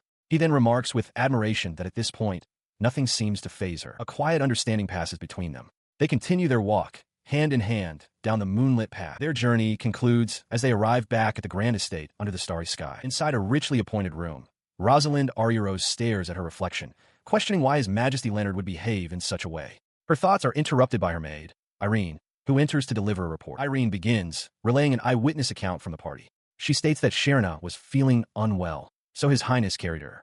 However, the witness also noted that Sharon was clinging to him playfully, suggesting an intimate relationship. Rosalind listens, her expression hardening as she considers that she had initially dismissed it as a simple act of kindness. She continues her report, adding a crucial detail. Sharon had shown no signs of illness before the party started. She only crumbled and collapsed the very moment His Highness greeted her. Irene presents her conclusion, that without any prior sign of feeling sick and yet enjoying another man's company immediately when the prince isn't present, Sharon's collapse was entirely on purpose. Rosalind's composure shatters. The realization dawns that Sharon's entire act was to grab the prince's attention and prevent her from having her dance. Her knuckles whiten as she clenches her fist, enraged that a new student, a mere fiancé candidate, would dare to interfere. A fleeting memory of Sharon's smiling face only fuels her fury. Her anger boiling over, she shouts into the empty room, questioning why it had to be that kind of girl. Composing herself slightly, she apologizes to Irene and asks to be left alone for a moment. Her maid quietly exits, leaving her to her rage. Elsewhere, Riyall and Sharon walk together. He asks if she has memorized the script for the day, and she confirms with a cheerful yes. She explains her planned story. His Highness was merely worried about a student who fell, and right after he left, Rosalind arrived. Since neither of them returned to the party, she assumed they left to spend time together. He advises her to sound a bit more disappointed to make the story more convincing. Sharon agrees, saying she'll channel her thoughts on Riyall's audacity to make it believable. Riyall then warns her to be careful of a certain hostile guy, but Sharon waves it off, remarking that he's still better than Leonard. As she remembers her powerlessness, her hands tremble with regret. Her mood shifts suddenly as she excitedly proposes a different rumor to spread. Instead of focusing on Leonard, she suggests telling everyone that while the prince and a certain count's daughter are strangers, she is very close with a baron's wonderful third son, a man with jet black hair, intelligent eyes, and profound kindness. A flustered Riyall immediately tells her not to change their goal. The sound of their footsteps echoes softly through the corridor. Her playful energy subsides as she quietly reflects on the actual events. Of course, she thinks His Highness was only worried about a student who had suddenly fallen. She remembers that Rosalind came in right after he left, and because neither returned to the venue, she had assumed they were together. It was then that she ran after him. At the academy, a group of students murmurs about the recent party. They note that Rosalind somewhat stood in the way of His Highness, and that, contrary to rumors of them not getting along, neither she nor the prince returned. The consensus is clear. The target of school-wide jealousy has now shifted to Rosalind. Elsewhere, Sharon considers the situation with a heavy heart. She knows there is no way to win against Rosalind Sama, and concludes it would be better to let everyone believe the rumor that she and Riyall Glen are lovers. Her heart, she muses, has already decided on him.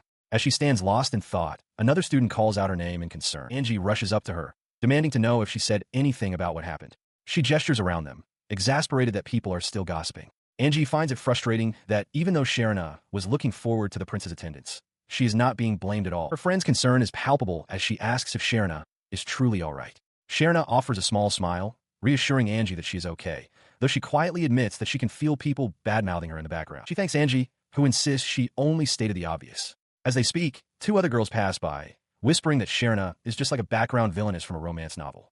The comment hangs in the air for a moment before Angie leans in, asking to be told what really happened later, in private. Angie's eyes sparkle with excitement as she imagines a love triangle between Sharon, Riyall Glen, and His Highness.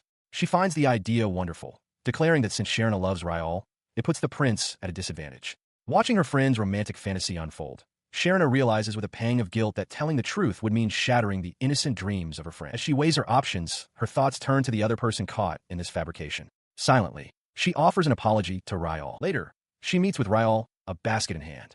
She informs him that the repulsive rumor about them being lovers has stopped, though her own story about a wonderful person was ignored. She tells him he doesn't need to spread their fabricated tale any longer. Changing the subject, she reveals the contents of her basket. Today's sandwiches are a new chicken flavor, which she had carried over for them to share. As they walk, Riyall questions how she got the food. Sharon explains that her house doesn't use carrier pigeons. Instead, they recruit Gigan eagles. Riyall is stunned by the sight of the massive bird, a demon capable of carrying one or two large men with ease. Sharon adds that they freeze ingredients and have them delivered instantly, prompting a bewildered Riyall to ask how they domesticated such a creature. She proudly explains their trainer, Apollo, is a genius at taming demons. He was hired on the spot after showing up for an interview and taming all their watchdogs. Riyall reacts with disbelief at a servant having such a grand name. Sharon continues cheerfully, recounting how Apollo rode back in a box carried by Gigan Eagle. Ryall's expression hardens with exasperation. It seems she has no intention of listening to his warnings. Elsewhere on the academy grounds, Lady Violette stands with her retinue. Her expression is severe, flanked by three other students who mirror her disdainful confidence. They present a united, formidable front. Their attention is fixed on a scene unfolding nearby. Riyall has approached Rosalind Arierose, calling out her name with a look of concern. Startled, Rosalind clutches the basket she is holding, her eyes wide with surprise at his sudden appearance. In a clearing, Riyall and Sharon are confronted by Rosalind Arierose and her three companions. With a stern expression, Rosalind states that it seems they have no intention of heeding her warning. Riyall looks up in alarm, recognizing her immediately. She questions if they need something from her, one of the Rose Garden ladies. As Sharon silently wonders how they appeared so suddenly, attributing it to their Empress training, Rosalind directs her attention to Riyall. She reminds him that she explicitly told him to never get close to His Highness again, pointedly asking if he has already forgotten. Her interrogation continues as she accuses them of waiting there to meet the prince, asking if they truly believed she wouldn't know. Sharon, completely flustered, frantically denies the accusation. Rosalind then glances at their picnic basket, sighing with disdain. She remarks that His Highness is accustomed to high-quality cuisine and would likely find their handmade cookies and sandwiches unusual. She poses a rhetorical question, asking if they are wondering why she and her companions don't engage in such activities, even though home cooking is popular among men. Answering her own question, she explains it is because they must always consider the unlikely but catastrophic possibility of something bad happening to His Highness if he were to eat it. She dismisses their efforts as amateur cooking and simply absurd.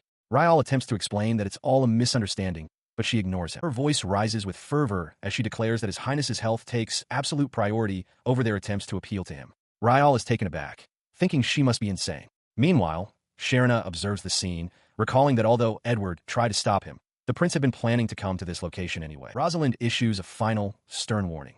They must refrain from any behavior that could harm the prince, and if he were to get food poisoning, they would be held fully responsible. During this lecture, Sharon's attention has drifted, and she happily spots a four-leaf clover on the ground, then another. The tense confrontation is suddenly cut short by an approaching figure whose voice rings out, commanding them to stop right there. The newcomer is Leonardo. He smiles confidently at Riyall, greeting him with a playful, "I kept you waiting, my cat." While Riyall looks on in surprise, Sharon bristles, angrily retorting that she wasn't waiting for him at all. Watching the scene unfold were several of the prince's other fiancé candidates: Imelda Campbell, Carmilla Geary, Violet Rodriguez, and Rosalind Arya-Rose. His friendly demeanor vanished, replaced by a cold fury. He demanded to know what Rosalind Arya-Rose was doing, roaring for an explanation.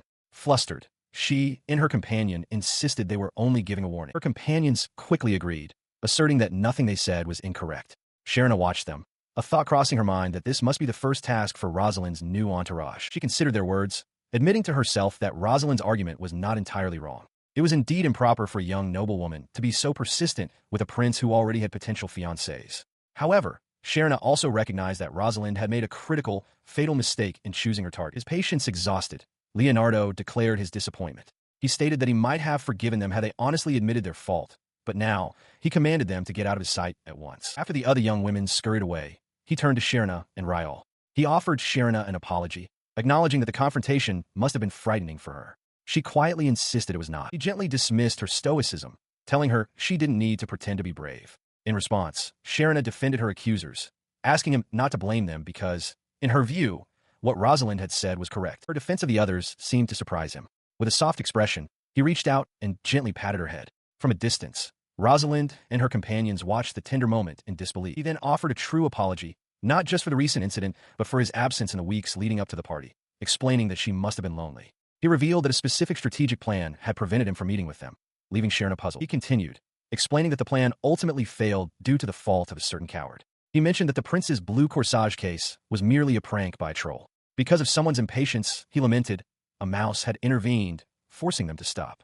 As Riyall looked down with a sad expression, Sharon realized they didn't suspect her at all and found his victim-like demeanor grating on her nerves. He condescendingly declared that while he may have his faults, Sharon seems to have only faults. However, he would forgive her past insolence on account of the black mouse. His expression then hardened into a glare as he warned there would be no second chance.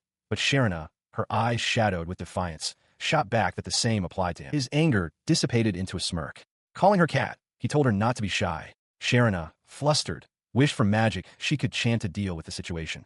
Leonardo then turned to both her and Riyall, suggesting they have lunch together, before pointedly asking Riyall, the black cat, when he had given him permission to join them. Riyall simply replied, no. He paused, a thoughtful look on his face. He considered that, until now, he lacked a way to counter this misunderstanding bastard. But that had changed. He now possessed a secret weapon, one he had acquired just the previous night. His thoughts were interrupted by Sharon, who voiced her agreement with Rosalind's earlier sentiment. She declared it absurd for His Highness to eat amateur cooking and worried about a bumpkin count's daughter getting too close. Leonardo simply smiled, stating that this was not all there was to it, and asked what she would think if he told her he didn't mind. She continued to protest, insisting she couldn't do something so shameless as to ignore Rosalind's warning. Leonardo dismissed her concern, explaining that the other candidates were only focused on becoming empress. Internally, Sharon questioned his motives, wondering if his secret weapon was just a technique to make Rosalind the scapegoat for refusing a prince's invitation. His expression darkened.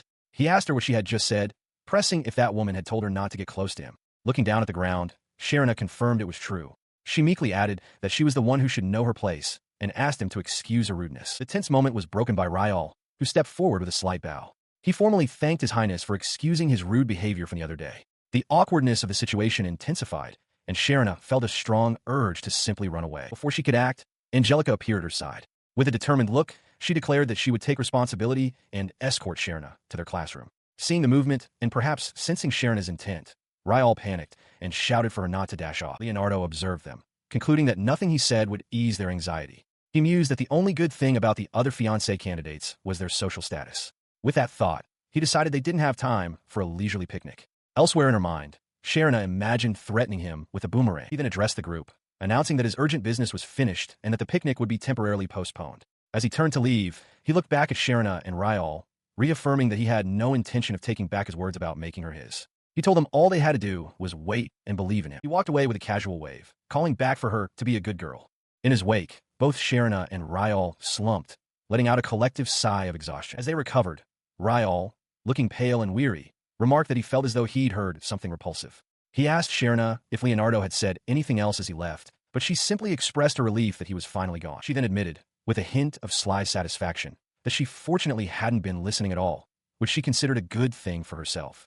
Riyall remained silent, processing the encounter. Her expression hardened as she clutched the food in her hands. Internally, she mused that if she were prepared to commit blasphemy against royalty, she would love to fly-kick the prince, just once. Her frustration mounted as she wondered aloud why she couldn't just tell him she already loved someone else. Riyall, however, cut in sharply, warning her to never do such a thing. He explained that such an act would be seen as embarrassing the prince, and she had to consider what would happen to her family. The stark reality of his words shocked her. Riyall then lamented that if only the prince were more understanding, she wouldn't have to endure being so misunderstood. Riyall sat across from Sharon, his expression grim as he spoke of a bad ending. Sharon looked down, her hands clenching tightly in her lap, her face a mask of distress. He assured her that she had done nothing wrong. The issue, he explained, was that she had spoken with such an attitude to a fiance candidate from the Ariros household, the family with the most political power right after the royals themselves. He continued, describing the prince as someone who nonchalantly oppresses anyone he dislikes. As an example, he recalled how the prince had easily humiliated Rosalind Sama at a party. His cruelty had clear social ramifications. Because Rosalind was from the powerful Ariros household, no one dared mock her. But if she had been from a minor rural count's family, Riyall mused, the general public would have recognized her as the girl the prince hates and treated her with open hostility. However, the prince was not without his own constraints. Precisely because he was a prince, he could not choose his own marriage partner, nor could he overthrow the fiancés officially chosen by the king and the ducal families. With this knowledge, he gently placed a hand on Sharon's head, comforting her. He proposed that they simply continue to avoid him. Once the prince's marriage to one of the candidates was decided, she would be free from his attention. She looked up, touched, thinking of the countless times his hands had saved her. Riyall added that even if the prince wanted her as a concubine, he'd need the queen's approval, which would be impossible. He then suggested they run away together until the end of the world, prompting a flustered Sharon to tell him not to make it sound like they were eloping. As he paused, deep in thought with a hand to his chin, she found herself thinking that he looked cool even when contemplating. Her admiration quickly turned to playful worry, musing that she was so concerned about his reaction she could make a sculpture of it. Riyall, however, grew serious, stating that this was the usual case and that he hoped the prince wouldn't do something ridiculous. His grave thought was cut short by Angie's voice calling out to Sharon. She implored Sharon to listen carefully, warning her not to fall for Riyall after hearing his plan. Sharon, startled and defensive, shouted back that she already knew and that Angie had no need to worry. She explains to her friends that, faced with the choice to lie or tell the truth, she decided to leave it to chance by rolling a pencil. As Violet listens, Sharon is suddenly struck by a horrifying image of a mantis egg hatching hundreds of larvae at once, and she recoils, begging the thought to stop. Violet, however, continues the gruesome theme, recounting a fact about how a cockroach's head can live for a week after being severed, with both body and head moving independently. Angie, disgusted, questions the relevance. Violet calmly credits the story to a maid named Gabriella and offers to tell another scary story to build their courage. Angie impatiently cuts her off, demanding to know what happened with the prince. Violet explains that she first needed to prepare them mentally, as the story would come as a great shock. Her composure finally breaks. With fists clenched in fury, Violet reveals the prince's transgressions. He stole her cookies during their first meeting, tried to kidnap her in his carriage the next day, and even robbed her of her hamburger sandwiches. Her friends are taken aback by her intense anger. Violet insists it's not an exaggeration. Since magic was involved in the attack, it constitutes a full-fledged crime, not some romantic scenario from one of her novels where a fated encounter begins with a misunderstanding. She dismisses the notion entirely, pointing out that she has never heard of a hero in a romance story being captured by the guards. Sharon tries to reframe it, asking Angie if she would be happy if a thief stole her wallet but complimented her. Angie, irritated, declares she would beat such a person to a pulp. The realization dawns on Angie with crushing force. She concludes that Prince Leonard isn't a romantic hero at all, but a painfully misguided bastard and a tyrant who abuses his power. The harsh assessment leaves Sharon aghast. Violet elaborates, explaining that the prince's public image, excelling in both military and literary arts, like a figure from a painting, blinds many girls to the truth. Sharon realizes that no truly wonderful person would mistreat his fiancé candidates, and Angie admits she once thought he was someone not swayed by beautiful women. She apologizes for shattering their dreams, but Sharon expresses relief, finding the thought of admiring such a person far more frightening. The mood shifts as Angie begins to laugh, confessing that she now thinks Riyall Glen is a bit cool. Her comment earns a terrifying glare for Violet, forcing Angie to quickly apologize. Dozens of minutes later, the conversation concludes. Violet finishes her story, explaining that in the end, she used Lady Rosalind's words as a shield and ran away. She concludes her story, looking exasperated. Angie, overwhelmed, plead for the tale to be a lie, but Violet is more concerned with Sharon. She questions why Sharon remains so self-confident after all this, but Sharon simply states that she's always saved by Riyall, so she is okay. Hearing this, Violet's expression shifts to one of genuine concern. She asks if Riyall Glen is truly okay, wondering if his actions didn't make the prince furious. Sharon confirms her suspicion. She explains that Riyall has always helped her by intentionally directing the prince's wrath toward himself. The weight of this truth hits Sharon all at once. She cries out Riyall's name, stumbling in shock as she realizes he was never okay. She questions how she could have missed something so simple, having relied on him so completely. This realization brings to mind a past conversation. Riyall had assured her that if he didn't want to help, he would have stopped long ago. He explained that his family's house is in the countryside with few connections, so even incurring the prince's displeasure wouldn't harm them. He had continued, noting that the prince had never even acknowledged his existence until he started speaking with her. Furthermore, forcing a special scholarship student to drop out would only generate malicious gossip, giving him a layer of protection. His composure cracked slightly as he expressed frustration at everyone's lack of observation.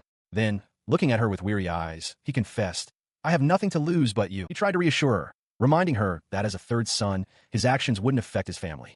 But Sharon knew of his low self-esteem and silently vowed that she would never take advantage of him for her own sake. Her expression hardened with resolve. Looking up at him, she simply stated that she understood. Sensing her determination, he felt the need to clarify.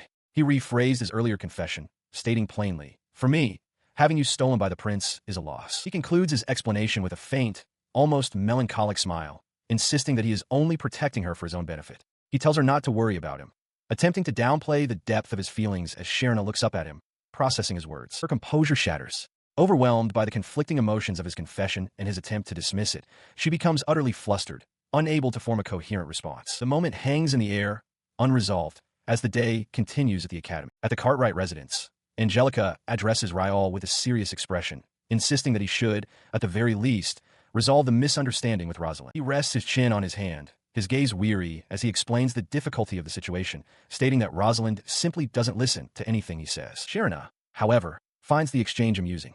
She covers her mouth, stifling laughter as she thinks to herself how funny Riyall is, wondering if this intense questioning is part of his education to become a queen's consort. The conversation continues, with Angelica asking why the two of them became so familiar with each other so quickly. Riyall explains that it all began the previous evening, and he felt there was no need for formality with Angelica. He apologizes for the earlier misunderstanding and says he will leave Sharon in her care, much to Angelica's flustered surprise. This meeting was set in motion after Angelica explained the situation to Angie. Her excitement had not waned, and she had eagerly thrown her hand in the air, declaring that she also wanted to meet Riyall Glen. Back in the present, Angelica smiles brightly at Riyall, explaining that she wanted to meet him because Sharon had been talking about him nonstop. Nearby, Sharon fumes internally, thinking her friend is being far too friendly, especially since she was calling him by his full name just the day before. Her overly familiar tone earns a muttered, annoyed Cartwright scent from Sharon as Riyall looks on. The topic then shifts. Angelica proposes gaining Rosalind's support to help the wedding matter progress, suggesting a letter might work if she won't listen to someone of the prince's stature. Sharon expresses doubt, worrying that Rosalind would perceive such an attempt as sarcasm or bragging. Riyall agrees with the need for caution. He is glad Angelica's misunderstanding is resolved, but warns that Rosalind, much like the prince, is someone who makes intense assumptions. He fears that unless her negative impression of them is completely erased, she will interpret all their actions in the worst possible light. He also voices his suspicion that the prince, having backed down so easily, must have some other plan in motion. This causes Sharon to worry about a potential conflict between Riyall and Angelica. His words send Sharon into a worried spiral, imagining a gruesome fight between her friends. Riyall immediately notices her expression, correctly guessing she is thinking of something absurd. He reassures her that what she fears will never happen. Angelica chimes in, agreeing that having a close friend as an ally is reassuring and tells Sharon there is no need to worry, causing the pink-haired girl to call out Riyall's name in flustered surprise. She asks if there are any other people who could stop His Highness. Angelica wonders about his attendant, and Riyall confirms the attendant is from the Ariros household as well. He is Rosalind's younger stepbrother, adopted by the family to become the heir. Angelica expresses her irritation at the prince's flirtatious behavior, while Riyall adds that the attendant is also very hostile towards them. As the conversation pauses, she finds herself unable to interrupt, instead admiring Riyall's side profile. She muses that a portrait of him would be worth at least 100 gold coins. Her reverie is broken when a maid enters the room, announcing that a guest has arrived for her. The maid clarifies that the visitor is the attendant of the first prince, Leonard Sama, from the Ariro's house. Angelica reacts with shock. Sharon finds it strange for him to come alone, since he is always linked to his highness. She quietly considers whether she should refuse to see the uninvited guest. Angelica, however, interjects, telling Sharon she understands the situation and will allow the attendant in. She admits that while it's rude, they should hear him out, and asks Sharon to please let him enter. A moment later, Sharon sheepishly admits to Riyall that she was distracted by thoughts of the portrait and hadn't fully been paying attention. He dryly observes that he could tell she had been thinking about something completely stupid. The attendant, Edward, enters the room and formally thanks them for receiving him despite his sudden intrusion. He states his purpose clearly. He has come to speak with Lady Sharon Cradia. Sharon, flustered, invites him to please sit down. Once he is seated, Sharon asks what he wished to discuss. Edward gets straight to the point, acknowledging that the prince's excessive flirting is a contributing factor. He then sternly warns her, however, that they cannot permit her to get carried away any further than this. Sharon silently refutes this, knowing she has been rejecting the prince's advances all along. He leans in, his expression intense, and directly questions her. Do you have enough resolution to become the next empress? Sharon, caught off guard by the gravity of the question, gives a definitive answer. No, not all. Her denial seems to only fuel his conviction. He scoffs, declaring that this is reality, not a storybook. He insists that while his highness may be attracted to her unusual nature for the moment, he will inevitably grow bored of her. His voice rises to a shout, claiming they know her true intentions regardless of any excuses she might offer. He delivers a final, forceful command. Never get close to his highness ever again. Sharon is stunned into silence, internally wishing the prince would get bored of her as quickly as possible and questioning if attendants are trained to completely ignore what other people say. He was met with Sharon's sharp gaze as she questioned his true intentions. He retorted that they had accepted Angelica's invitation and were in the middle of deepening their friendship. For him to interrupt them, he claimed, must be for a considerably urgent and significant matter, insisting that they must correct Lady Cradia's rude behavior as soon as possible. Riyall leaned forward, challenging him. He asked if it was acceptable to behave rudely for the sake of correcting someone else's rude behavior, then demanded to know the real reason. Cornered, Edward explained that, as they knew, the week after His Highness's coming-of-age ceremony was approaching. This was news to both Angelica and Sharon. The implication of this news caused a stir. He continued, stating that an invitation letter would soon reach Lady Cradia. He specified that it would arrive at her house the very next evening, his expression grim. Internally, Sharon bemoaned the news, thinking of it as the world's most worthless party ever. Nearby, the maid Gabriella fretted that money was tight before payday, though she mused that even her pre-payday wild grass party would be better. Riyall immediately understood. Edward wanted her to reply that she would not attend the wild grass invitation. Sharon, looking exhausted, pointed out that they could not easily reject an invitation from His Highness. Edward confirmed that the prince himself would send someone to inform her. She countered his point, suggesting that if he, the next Ariro's head and the prince's reliable aide, were to stop it directly, it would provide a sufficient reason for her to decline. As Riyall firmly pressed for answers, Angelica watched him, completely captivated, thinking to herself how insanely cool he was. Frustrated, Edward slammed his hand on the table. He declared the conversation over and abruptly excused himself, gesturing towards the exit before storming out of the room, leaving the group in stunned silence as Gabriella watched him go. Once he was gone, Sharon's companion expressed her shock, calling the situation dangerous. Sharon agreed, noting his behavior was exactly like his sister's. Angelica, however, was still lost in her own world, excitedly proclaiming how truly cool Riyall had been. Her companion was taken aback, surprised by how poor a listener Riyall seemed to be. Riyall himself was merely wondering how many times Edward intended to hit a stranger's table. But Angelica was completely smitten, gushing that the coolness Riyall displayed while pressing for answers was unreal. He remains seated on the sofa as Angelica observes that he had been trying to get the attendant to state the most critical point, but the man had avoided it. His attention shifts to the table before him, where he has laid out writing tools. Sharon leans in, curious about what he is writing. Both she and Angelica watch in amazement as he begins to compose a letter, his focus entirely on the task. Sharon finally understands that the attendant's goal was to threaten her into declining the invitation herself. She asks Riyall why he was so evasive, and he explains that directly reporting the matter would cause trouble. Instead, he told the attendant to reject the prince's arrangement in advance. She insists that she would have feigned illness to avoid the party anyway. However, she acknowledges the risk, realizing that since it is a personal invitation from the prince, being caught in such a lie would lead to significant trouble. Sharon considers attending, but trying to remain unnoticed. Riyall immediately dismisses the idea, stating that the prince would certainly single her out for a dance. The thought horrifies her. She realizes she is trapped. Attending means gaining unwanted attention, while not attending would make an enemy of the prince and the entire Rose Garden faction. The weight of the impossible situation crushes her, and she buries her face in her hands in despair. Seeing her distress, Angelica points to the letter Riyall is composing, explaining that he is solving the problem. Sharon can only lament that she is damned if she does and damned if she doesn't. Riyall simply confirms that he understands. He finishes the letter and holds it up, his expression weary but resolute. He announces his plan. He will make a natural disaster occur. The declaration hangs in the air, a stark contrast to the peaceful, sunlit countryside. Later, under a steady downpour, he and Sharon stand before a building where Prince Leonardo awaits them. Noticing her apprehension, Riyall tells her there is no need to be nervous. He stands before a large door with Sharon, who suddenly clutches her chest, declaring she needs to prepare her heart. He turns to her, questioning her sudden nervousness, just as the door swings open to reveal an attendant. Inside, a woman with a gentle face, Riyall's mother, looks up in pleasant surprise.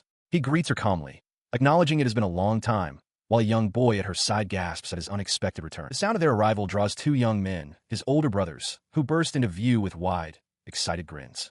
They shout his name in unison, playfully complaining that he should have at least called to let them know he was coming back. Their boisterous welcome is interrupted as Sharon steps forward, offering a polite and formal bow. She introduces herself as Sharon Cradia, adding with a smile that Riyall is a great help to her at the academy. Her polite introduction seems to break the ice, and the family's attention swivels back to Riyall.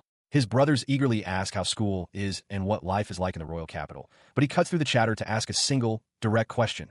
Where's father? Meanwhile, far from the family reunion, Angelica Kirklight's expression sours. She recalls a past conversation with Riyall, where he promised to show her examples of something he had made clear. A flash of irritation crosses her face as she realizes he is exactly like his sister. Her thoughts drift to one such example, a memory of one of Riyall's brothers and Lady Violet. Both, with expressions of cold fury, deliver the same stark warning to an unseen person. Never get close to His Highness ever again. Another memory surfaces, this one involving Prince Leonardo's attendant, Edward, who formally thanks a young woman for accepting a sudden intrusion. Lady Violet, however, cuts directly to the heart of the matter, her gaze intense as she asks if the woman possesses the resolution to become the next empress, a question that Angelica, in her own time, also poses with grave seriousness. At the Glen family home, Sharon is met with an overwhelmingly enthusiastic welcome from Riyall's brothers. The second son, Dolly, and the first son, Claude, eagerly offer her a seat, a cushion, and multiple cups of tea, their faces beaming with excitement. His parents, Sylvie and Eric Glen, offer a slightly more composed, yet equally warm greeting. The mother, Sylvie, smiles kindly, while the father, Eric, clears his throat, a bit flustered as he formally welcomes Sharon and wonders how he should address her. The memory of how this visit came to be surfaces. A few days prior, Riyall, holding his cat Lucy, had sternly told Sharon that running was dangerous. Back in the present, Riyall explains to his family that he had to take an urgent leave because he received news that his father was ill. Claude mentions he had intended to send a letter about a bear meat party, but it never arrived. Eric blames a cheap mailing service for the mix-up, but Sylvie notes that because of it, they were fortunate enough to meet Sharon. Eric expresses his delight that Riyall was able to befriend such a wonderful young woman, to which Sharon politely replies that Riyall is always taking care of her. Internally, however, a wave of guilt washes over her for deceiving these kind people, and she vows to apologize properly when the entire affair is concluded. The memory returns to its beginning, a few days back. Angelica Kirklight, holding a letter, calmly states her intention to cause a natural disaster. The plan unfolds as Riyall informs a shocked Sharon that he must hurry home due to his father's sudden illness. Angelica quickly clarifies to the confused girl that it is merely a lie to create an alibi. She then asks Sharon about her family's trainer, Apollo, and the gigant eagle he uses for morning deliveries. Angelica hands Sharon a message to give to him. Riyall apologizes for the deception, explaining that he needs to use the eagle for swift travel back to his territory under the pretense of the emergency. Sharon eagerly accepts the task. When Angelica confirms the eagle's basket can carry 3 adults, Sharon excitedly asks to ride along. Angelica explains that this is the point. Sharon will travel with Riyall to the Glen territory before the official party invitation arrives, ensuring she doesn't miss it. She adds that Riyall was worried about his friend. Angelica lays out the timing.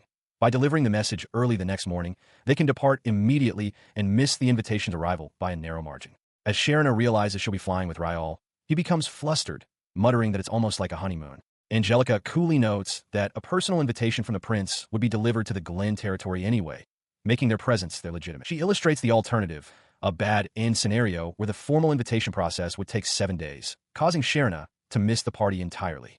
That's why I said it, Angelica concludes, her gaze sharp and resolute. I'll make a natural disaster occur. As Sharon explains that it rains non-stop in her hometown at this time every year, Angelica files the information away, thinking she'll need to remember it for the future when she becomes his wife. Sharon, with a strained expression, notes that Angelica is clearly thinking about something entirely different from the rest of them. Riyall, looking weary, elaborates on the plan's urgency. He explains that with the coming heavy rains, the giant eagle won't be able to fly freely. By the time they receive the official notice, the downpour will have started, forcing them to miss the party. Sharon agrees they must hurry, privately reflecting that no matter what happens, he always comes to her rescue. She sits beside him on an ornate sofa, her admiration growing as she thinks about how he saves her, as if it were the most natural thing in the world. Their journey begins, the massive wing of the gigant eagle slicing through the clouds. The flight proves to be too much for Riyall, who doubles over with severe motion sickness. A shocked Sharon cries out his name in concern. Seeing his passengers' distress, the eagle's pilot announces their intention to land at a nearby village for the night. As the eagle lands, the pilot helps the ailing Riyall from the basket. Sharon agrees that they should rest, attributing his condition to the stress of his father's supposed illness. Inside a room at a local inn, the pilot wishes Riyall well, silently apologizing for his part in the deception. Sharon then enters the bedroom to check on Riyall, who is now resting in bed, and asks how he's feeling. She brings a basin of water to his bedside. Riyall, lying with his back to her, apologizes for the trouble he's caused. With a cool compress on his forehead, he interrupts her before she can speak, telling her not to say what he knows she's thinking. If only I was able to use magic too. He chides her for taking the words right out of his mouth. She tells him it's rather lame to execute a plan without considering his own health, and even more so to be the one who ruins it. When he protests, she insists that seeing him try so hard to overcome his suffering is, in fact, extremely cool. She watched him sleep, wondering why someone she found so cool could have such low self-esteem. If he couldn't see it himself, she resolved to list all of his splendid qualities, a recitation that would surely last until morning. From his bed, Riyall mumbled for her to stop her strange lullaby and let him sleep. Sometime later, after they had safely arrived at his home, she stood by a window, watching the unending rain. She reflected that despite the many things that happened along the way, she felt she had gotten to know Riyall much better on this trip. Just then, a kind voice called her name. It was Ryall's mother, Sylvie, who asked if she would like her room to be next to Riyall's. Flustered, but overjoyed, Sharon eagerly accepted the offer. Meanwhile, Riyall, now awake in his own room, cradled his cat, Lucy. He murmured that they should sleep together, a comment Sharon overheard from the doorway with surprise. She stepped into the room, remarking to the cat that Riyall is very cool, his only troubling point being his low self-esteem. Riyall, slightly exasperated, told her not to start a conversation with his cat the moment he steps away. He then handed her a warm drink. Sharon accepted it gratefully, but confessed she felt a bit guilty. Everyone was treating her so well, and she was sure it was because they had used the gigant eagle to come here. Riyall dismissed her concerns, stating that his family was simply happy he had brought a girl home. He reminded her, as he had before, that protecting her was for his own sake as well. Looking at him, Sharon softly agreed. He continued, explaining that for the time being, they had successfully avoided receiving a dancing offer from the prince in front of the Rose Garden families. As long as they avoided the party, he mused, everything should be fine, and he hoped nothing more would happen. Elsewhere, Angelica Kirklight considered the same problem. She reasoned that they could assume Leonardo would refuse to dance, imagining him spouting delusional words about only taking the hand of his cat, much to a tiny Sharon's horror. She sighed, wishing they knew what was going on at the party, but confirmed that Riyall could at least be used as an excuse to refuse dancing. Changing the subject, she declared that since they had a 2-week vacation from school, they should study daily to avoid falling behind. Sharon readily agreed. Early one morning at the Glen residence, Sharon is greeted by Sylvie, whom she cheerfully calls mother-in-law. Sylvie apologizes for the early disturbance, explaining that an urgent message has arrived for Sharon from a friend and was delivered directly to the house. She accepts the envelope, assuring Sylvie that it's no trouble at all and thanking her kindly. Once alone in her room, her anticipation builds as she examines the sealed letter. A flicker of concern crosses her face as she realizes it's from Angie, wondering what could have happened to warrant such an urgent delivery. Her urgency mounting, she bursts into Riyall's room without hesitation, calling his name.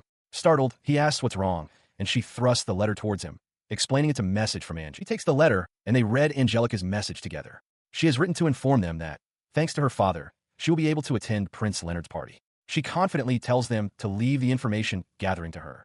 Riyall smiles, relieved. He remarks that this is great news, as they'll now be able to find out what happens at the party, and expresses his gladness at having confessed to Cartwright Sam. A wave of relief and joy washes over Sharon. Clutching the letter to her chest, she beams, genuinely happy that Angie is on their side. Their preparations for the party also included intense study, particularly on the subject of the biggest difference between modern and old magical tools. During their session, Sharon explains the core concept, the necessity of a magical circle. She clarifies that old magical tools don't require them. In a parallel study session, Angelica confirms this, adding that magic circles were created specifically to revive parts of old-style magic that had been lost. She continues her explanation with growing excitement, pointing out that modern magic is quite limited compared to old magic, especially activation-based types. Her focus then shifts entirely to Riyall, gushing over how cool he looked when he moved his hair away from his ears and begging him to do it again. As Riyall tries to ignore her, Sylvie enters with a tray, offering them freshly baked muffins and tea. She notes with a smile that she's heard some implications in the way Sharon calls her mother-in-law. Their study break is cut short by a sudden, boisterous intrusion. Two of Riyall's brothers burst in. Claude triumphantly announces to Sharon that they will have a deer meat party tonight, holding up a bag dripping with blood. His twin scolds him, shouting that he's an idiot for showing raw, bloody meat to a girl. Sharon and Riyall can only stare, momentarily stunned into silence. As the rainy season drew to a close, Sharon stood by a window, a sense of melancholy washing over her. She realized the rain would end soon. With that thought came another. Her time in the Glen territory was also about to conclude. She fondly recalled the warmth of Riyall's family, who had welcomed her so completely. At the gate, the entire family gathered to see them off. Sylvie urged Sharon to visit again soon.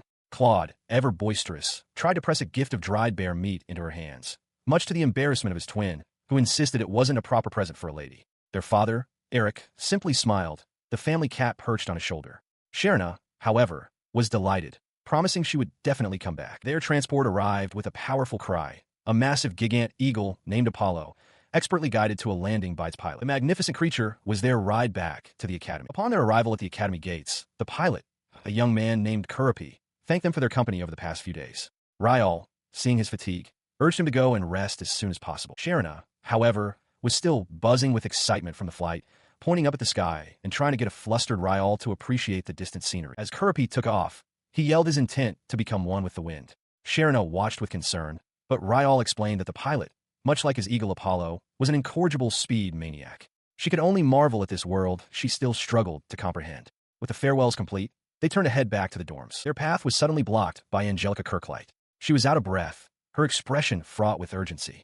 Before they could ask what was wrong, she announced that they had a huge problem. Sharon and Riyall could only stare, stunned into silence. Angelica Kirklight's face is a mask of horror. She recounts that at the party, a huge problem arose.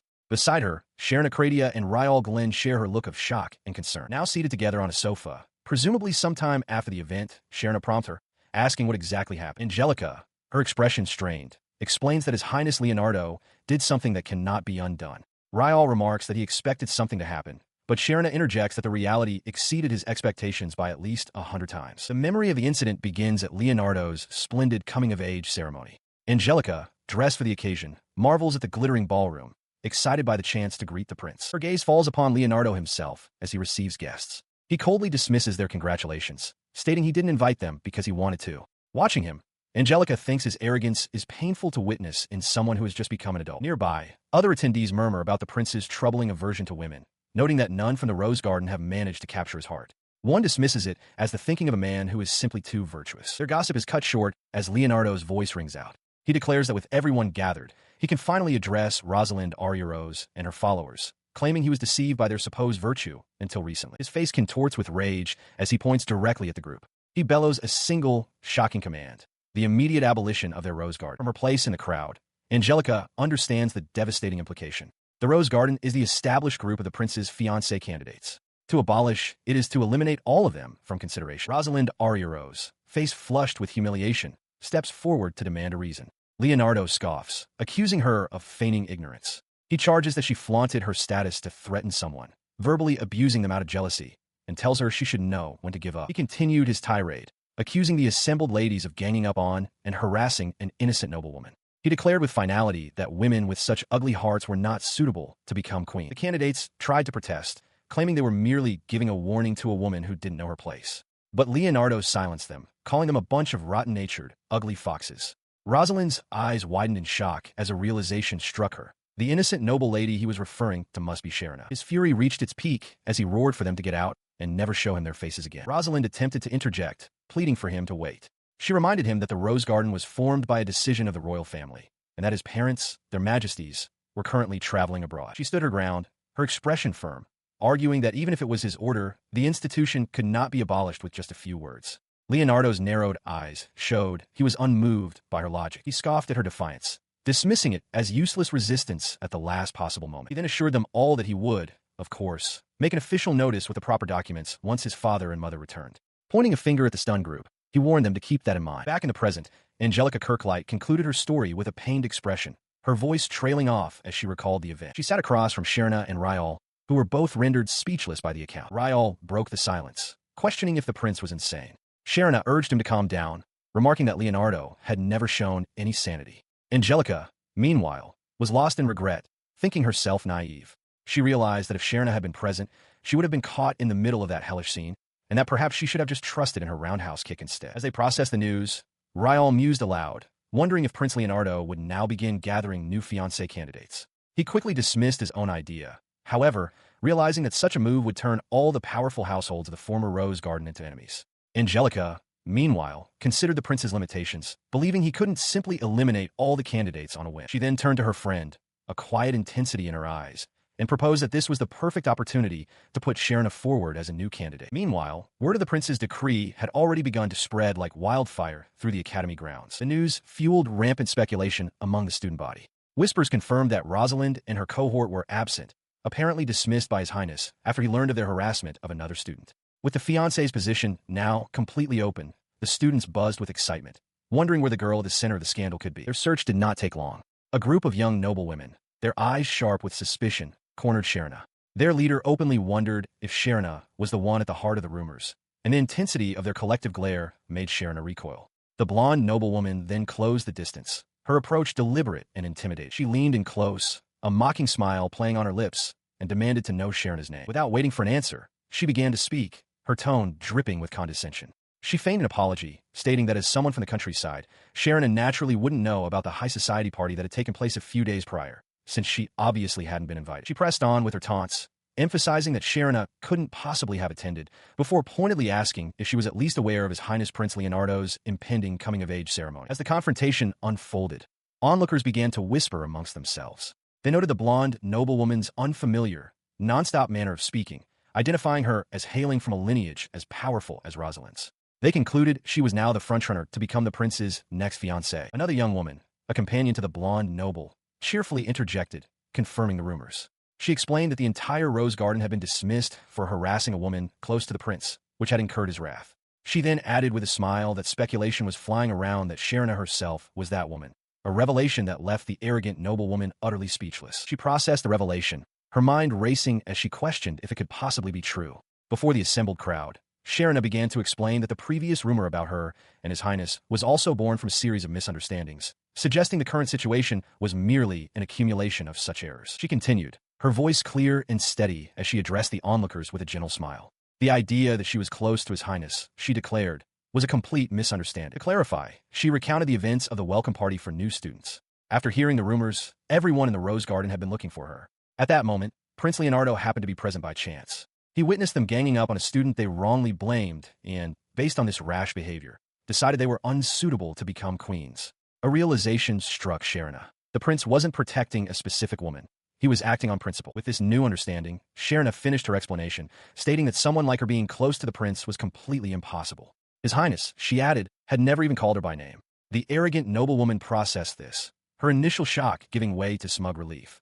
The idea of misunderstanding the prince's favor for a woman he didn't even know was, to her, utterly laughable. She let out a triumphant, mocking laugh. Angelica Kirklight encourages Sharon to speak louder, certain that this will ensure the news of their fabricated breakup spreads throughout the entire campus. She tells Angelica to bear with the situation, explaining that it's far better for people to make fun of her than to believe she is close to Leonardo. Angelica clenches her fists in frustration, admitting that while she understands, it still makes her angry. Later, she sits alone with a sigh, wistfully thinking that under normal circumstances, she would be having lunch with Riyall at this very moment. Her thoughts drift back to the strategic meeting from the previous day, where Riyall laid out a strict plan. He had instructed them to focus on avoidance at all costs, suggesting Sharon eat lunch in her classroom and that they both head home immediately after their lessons. He warned that their plan would fail the instant Leonardo was seen speaking with either of them. Leonardo, however, had anticipated their strategy. He mused to Riyall that simply running away would not solve anything. Confident that his target enjoys flashy events, he predicted that after the abolition of the Rose Garden, Leonardo would seek a more passionate and public reunion, rather than something as mundane as visiting a classroom. Back in the present, as the classroom empties, Angelica finds Sharon lost in thought. She correctly guesses that her friend is thinking about Riyall. Her friend urges her to hurry, announcing that an urgent school-wide assembly has just been called. Elsewhere, Riyall feels a sudden sense of unease, overcome with a bad feeling about the unexpected gathering. She spots him in the crowd and greets him with exaggerated relief, exclaiming that it's been a long time. Riyall dryly reminds her they arrived at school together that morning. Unfazed, Sharon declares the hour apart felt like an eternity, which he dismisses with a weary sigh. Their light-hearted exchange is cut short as an academy official at a podium calls for attention. He announces to the assembled students that His Highness has a very important announcement to make, catching both Riyall and Sharon by surprise. As the official steps aside, Leonardo takes the stage, a confident smirk playing on his lips as he surveys the crowd. A wave of dread washes over Sharon. She knows, with chilling certainty, that something horrific is about to occur. She watched from the crowd as Leonardo addressed the entire student body. He began by reminding them of his recent decision to abolish the Rose Garden, acknowledging the widespread belief that the position of his queen was now vacant. His voice then boomed across the hall with a single, emphatic word. However, his declaration hung in the air. He roared that the seat was reserved for one woman and one woman alone. But, he continued, just as the Rose Garden had been an obstacle clinging to him, a new hindrance now clung to his chosen one. Sharon's eyes widened in confusion and fear, desperately trying to understand his intentions. Then his arm shot out, finger pointing directly into the crowd. He identified the hindrance by name, Riyall Glenn, a first-year graduate student. Leonardo's voice echoed with formal authority as he declared Riyall to be a mouse clinging to his future wife, Sharon, and issued a direct challenge, a duel. He then laid out the severe consequences of the duel. Should Riyall lose, he would be permanently exiled from the country, forced to spend the rest of his days atoning for the sin of associating with Sharon. Sharon gasped, her hands flying to her mouth in utter disbelief at the extreme stakes. Riyall's gaze remained fixed on Leonardo, his expression hardening into a cold mask. As an academy official tried fruitlessly to silence the shocked murmurs rippling through the students, Riyall's mind raced, struggling to process the sudden, drastic turn of events. The weight of the declaration crushed Sharon. She felt a wave of despair, believing that everything had spiraled into the worst possible outcome. The life of the man she loved was on the verge of being destroyed, and she desperately willed herself to regain her composure. But then, a steadying hand rested on her shoulder. Riyall was beside her, his presence a sudden anchor in the chaos. He leaned in, his voice calm, telling her that this was, in fact, a perfect situation. He reminded her of his earlier words, that running away would solve nothing. Looking up into his face, Sharon felt an overwhelming sense of security. He looked past her, a subtle, confident smile playing on his lips. He had never expected the solution to their problem to come directly from Leonardo himself. To Riyall, everything was proceeding exactly as he had desired, and as if this monumental challenge meant nothing to him, he knelt before her, taking her arm gently. A faint, knowing smile remained on his face, a stark contrast to the turmoil of the moment. Before a crowd of students, Prince Leonardo grins maliciously and issues a formal challenge. He declares that if he wins their duel, Riyall will be forever expelled from the country with nothing but his body. The onlookers murmur in shock at the gravity of the prince's demand. In response to the prince's declaration, Sharon kneels before Riyall, pleading with him not to accept the challenge. She insists that he absolutely must not agree. Her mind fills with visions of a grim future for him. Exiled and alone, he would inevitably be attacked by demons, a fate that would surely lead to his death. He looks at her with calm resolve, telling her not to ask him to avoid death. While he acknowledges that the prince's challenge is no different than a death sentence, he firmly states that he has no intention of dying. Their exchange enrages Leonardo, who roars for Riyall to get his dirty hands off Sharon. As he shouts, a complex magical sigil glows into existence before his outstretched hand, crackling with power. But the spell fizzles into nothing. Riyall and Sharon look up in surprise to see Angelica Kirklight standing before them. She calmly reveals that she used an amulet that cancels the activation of magic. She then turns her gaze to Leonardo, who scoffs, calling her a cowardly mouse. He declares that no matter what tricks are employed, the duel will decide everything. Angelica coolly sets the terms. The match will be a fair magic duel, with no weapons, held in the school's arena 1 week from now. Sharon listens, her expression fraught with worry. Leonardo accepts her terms with a triumphant shout, declaring that all students present are witnesses. He then announces the referee for the duel, the Scale of Judgment. A massive, ornate golden scale materializes in the hall, stunning the crowd. The students immediately recognize the artifact, murmuring its name in disbelief. Sharon explains to a stunned Riyall that the Scale of Judgment is a magical tool once used in wars and succession duels. She recalled from a history lesson that it was locked away in the royal treasure room over 200 years ago because it was deemed too dangerous. Having made his point, Leonardo laughs and dismisses the matter, stating that is all. As he walks away, Sharon looks at Riyall with deep concern, but he simply tells her that it's okay. She looks toward him, her expression still fraught with anxiety. He meets her gaze with a confident, almost smiling expression, his eyes filled with resolve as he declares, "I will not lose." She looks on with a gentle blush, her faith in Riyall absolute. If he said he would win, then it was certainly all right. Her unwavering belief prompts a flurry of questions and declarations. She asks when he learned such a skill, before vowing that if he were banished, she would follow him. She proudly states her expertise in handling wild animals, a skill learned from her housemaid, Gabriella, and reaffirms her promise to follow him to the ends of the earth. She gets carried away, excitedly laying out a detailed plan for their future in exile. She suggests they could join caravans, use her water magic to solve shortages, and even have Apollo the eagle drop them in a desert country. Riyall, looking overwhelmed, cuts her off, telling her not to make such concrete plans as he has no intention of losing. His conversation with Angelica concludes, and he turns to Sharon. A quiet moment passes between them as he softly calls her name, and she responds in kind. Her quiet demeanor shatters as worry takes over. She questions how Riyall can possibly win a one-on-one fight when he can barely use magic. His correction is blunt and shocking. It's not that he can barely use it. He cannot use magic at all. The revelation stuns Sharon. He tells her that his lack of magic isn't the real issue to worry about. He points towards the stage, noting that the scale of judgment, a national treasure, has been left behind. Only the prince himself can retrieve it. As they speak, other students murmur nearby, dismissing Angelica as a bumpkin and declaring Riyall finished. The grand facade of the academy building stands against the sky. Inside, the tense atmosphere is broken by a stern-faced young man in a formal uniform. He approaches Sharon, formally addressing her by her full name and announcing that he has come to escort her. She is utterly blindsided by the command, her eyes wide with shock as she questions the order. He explains it is an order from His Highness. She is to stay at the royal palace for a while. He condescendingly adds that, as the prince's unofficial fiancé, she should expect to attract envy. The title is news to Sharon, who protests that she's never heard of such an arrangement. With an impatient sigh, the guard leads her away. She listens with growing irritation as the royal guard speaks to her with condescending familiarity. He claims to know she's satisfied with everything going according to her plan.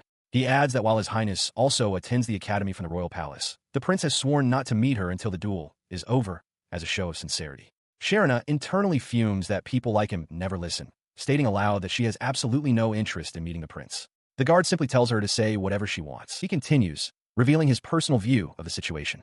From his perspective, she is nothing more than a villain who laid a trap for his stepsister and the other fiancé candidates, scheming to remove them from their positions to become the next queen herself. With his accusation delivered, he curtly orders her to hurry and board the waiting carriage. As she turns to comply, her foot just reaching the carriage step, the guard suddenly calls out her name, causing her pause. The shout, however, is not from the guard but from Riyall, who is sprinting towards them. He calls out to her, his face etched with urgency, pleading with her to listen. He instructs her to act obediently and warns her not to cause any trouble or attempt to escape. Before he can reach her, the guard shoves her forward, yelling for her to move. Inside the carriage, Sharon catches her breath. Thinking to herself that it was a close call, she had intended to follow Riyall's advice all along. Now seated opposite her, as the carriage begins to move, the guard starts to lecture her. He warns her not to entertain any hopes of becoming the legitimate queen, advising that it is in her best interest to decline any and all advances from His Highness. Sharon understands his new tactic. He has given up trying to convince the prince and is now attempting to persuade her to withdraw on her own. He presses his point, declaring that she and His Highness live in completely different worlds. To this, Sharon can only agree, stating that he is exactly right. Her ready agreement seems to only frustrate him further, and he sighs, muttering about her insincerity. Dejected, Sharon clenches her fists in her lap, thinking that she has no desire to become queen. In fact, she refuses to even be friends with that thing. The journey concludes before the grand, imposing facade of the royal palace. As she takes in the sight, Sharon lets out a weary sigh. She is led inside to a lavishly furnished, yet empty, waiting room. She lay on the bed, confined to the opulent room, lamenting her inability to even attend school. Her thoughts immediately turned to Riyall, wishing she could see him. A frustrated plan formed in her mind. If he hadn't warned her, she would have tied the tablecloth, bed sheets, and curtains into a long rope to escape. Her mind drifted, wondering what he was doing now and whether he regretted ever meeting her. She worried deeply that if he lost the scholarship he had worked so hard for, he would be forced to abandon the happy future he was building with his kind family. A sudden voice from the other side of the door shattered her melancholy. "Are you here? My cat." It was Leonardo. The sound of his voice instantly evaporated her tears. He told her she didn't need to open the door, just to listen, explaining that he'd heard she was in low spirits and was about to go look for barricades. He continued, his tone laced with amusement, suggesting she was so worried about him that she was barely sleeping at night. Inside the room, a sweetly menacing smile spread across her face as she thought to herself that surely God would forgive a single fly kick. His offer came through the door, a complete victory without a single scratch. Sharon considered this, realizing she couldn't just kick him through the solid wood. A new plan began to form. Perhaps she could open the door, move quickly, and land the blow before retreating. Just as she was about to act, a memory of Riyall's stern face flashed in her mind. His voice echoed with a clear command. "Don't make any trouble. Definitely don't." The recollection was enough to halt her elaborate fly kick plan in its tracks. The memory of his words quelled her immediate impulse. She stood in the quiet room, a new resolve settling over her. The next time they met, she decided they would both be free of the obstacles currently keeping them apart. Her newfound resolve quickly twisted into something far more menacing. Her hand clenched into a tight fist, her expression hardening into one of pure fury. A dark vow formed in her mind. The next time she saw him, she would definitely shoot him dead. Meanwhile, with 5 days remaining until the duel, Riyall stood gazing at the grand estate from a distance, unaware of the murderous intent brewing within Sharon. He could only hope that she was behaving herself. An ancient magical tool, the balance plates, was once used when magic was commonplace. To ensure a fair one-on-one fight, the combatants would first place their blood upon the balance plates. If one fighter became unable to continue, their plate would lower, signifying their defeat. The scales held a powerful enchantment. Should the loser disobey the conditions set by the victor, a curse of death would befall them. Historically, this artifact was employed in duels between generals and in battles for succession to the throne. As this history is recalled, a young woman with long, light-colored hair paces thoughtfully through a sunlit room. Over time, however, the scales were corrupted into a tool to serve a king's selfish interests, leading the country toward ruin. Consequently, the 20th king sealed the scale of judgment within the royal treasure room. The young woman continues her pacing, her mind fixated on this legendary artifact. Her thoughts drift away from history to a more recent, pleasant memory of watching the sunset with Riyall at a cafe, recalling how delicious the cake was. Her focus then shifts again as she wonders aloud. "Cat, how are you?" As she stands near the window, a voice from outside startles her. It is Leonardo, hovering just beyond the glass. He remarks that he heard her appetite hadn't returned, and that her worrying would only make him worry too. The woman is shocked, realizing they are not on the first floor, and hushes him, reminding him that their meeting is meant to be a secret. He smiles, telling her not to sulk, and to keep her distance from the window, assuring her he has no intention of breaking their vow not to meet face-to-face before the duel. He claims he only came to ease her anxiety. Annoyed, she thinks about how much trouble she'd be in if anyone saw him, and considers kicking the window with all her strength. Stepping back, her expression hardens. She reflects that besides the obvious difference in their abilities, there is another reason she will not be defeated in her duel with that black rat. A devious idea forms in her mind. She could claim she was just practicing her kicks near the window and accidentally struck someone standing there. No one would ever suspect she had hit him on purpose. With a sharp, determined glint in her eye, she concludes her thought.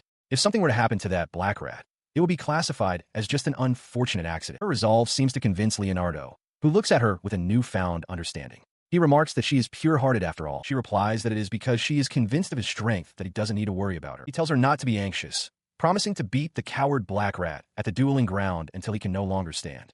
Bidding his cat farewell, he leaps from the window.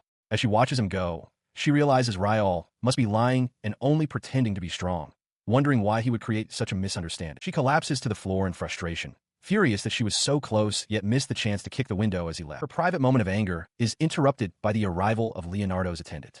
He addresses her with a sharp tone, remarking on her cunning for having met with his highness. She silently wonders how he could possibly know. He shouts that tattling is useless, as his highness won't believe her anyway. The attendant reveals his plan.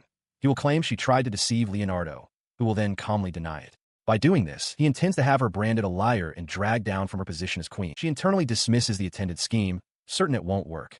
She knows that Leonardo, out of pride, would never admit to being deceived by a woman. She resolves not to follow the attendant's plan. Her thoughts turn to Riyall, who has worked so hard for her position, and she feels that apologies will never be enough to repay him. Just then, a new voice cuts in.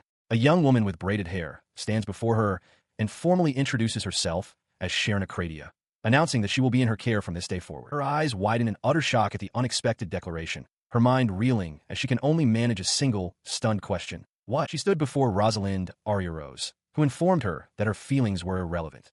The matter had been ordered by his highness. Confused, she asked what Rosalind meant. With her head bowed, Rosalind simply stated that she would fulfill her duties. She then elaborated on those duties, explaining that his highness had granted her a chance to atone for the sin of disrespecting the future queen, Sharon.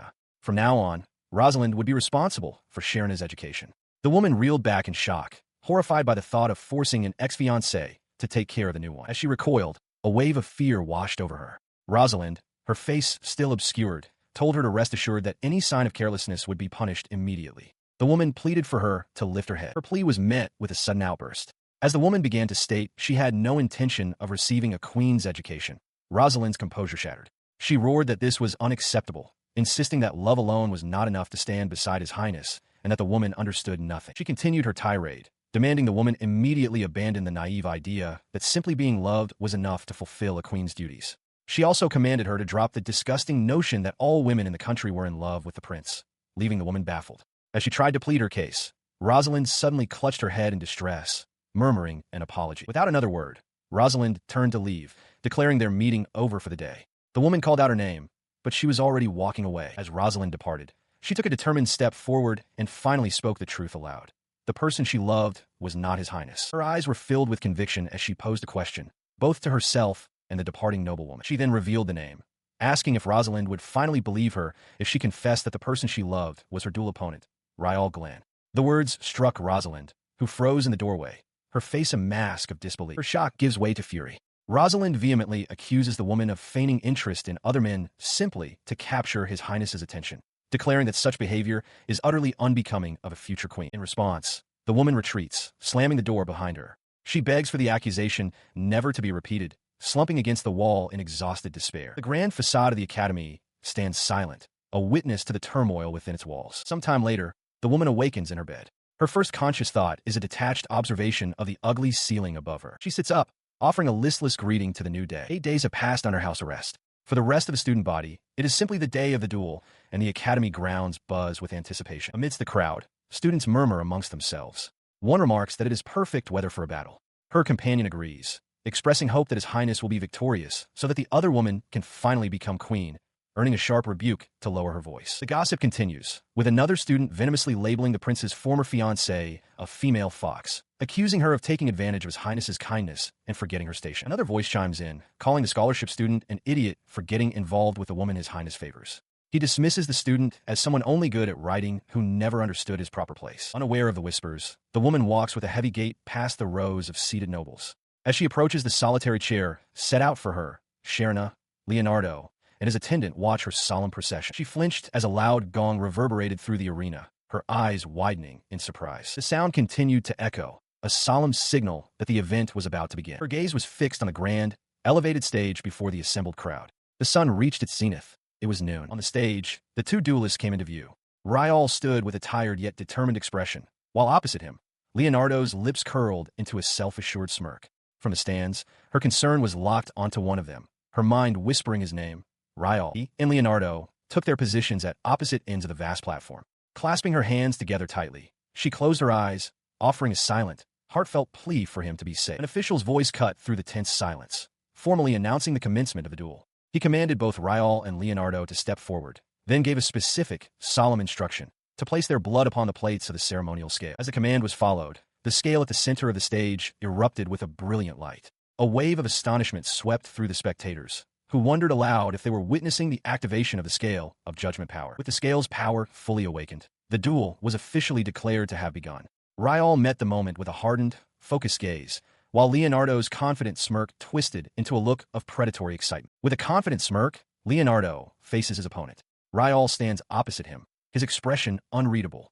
The duel is declared to begin. They stand at a distance on a wide, elevated platform. Leonardo touches his forehead with a sigh, offering faint praise to Riyall for showing up instead of running away. He then narrows his eyes, wondering aloud just how much longer his opponent can keep up the facade. He begins his assault by manifesting a complex, glowing magic circle between his hands.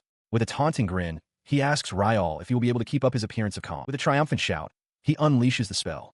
Riyall remains perfectly still, his gaze fixed on the incoming magical energy. Just as the attack is about to connect, a wall of paper amulets materializes in front of Riyall, completely neutralizing the blast.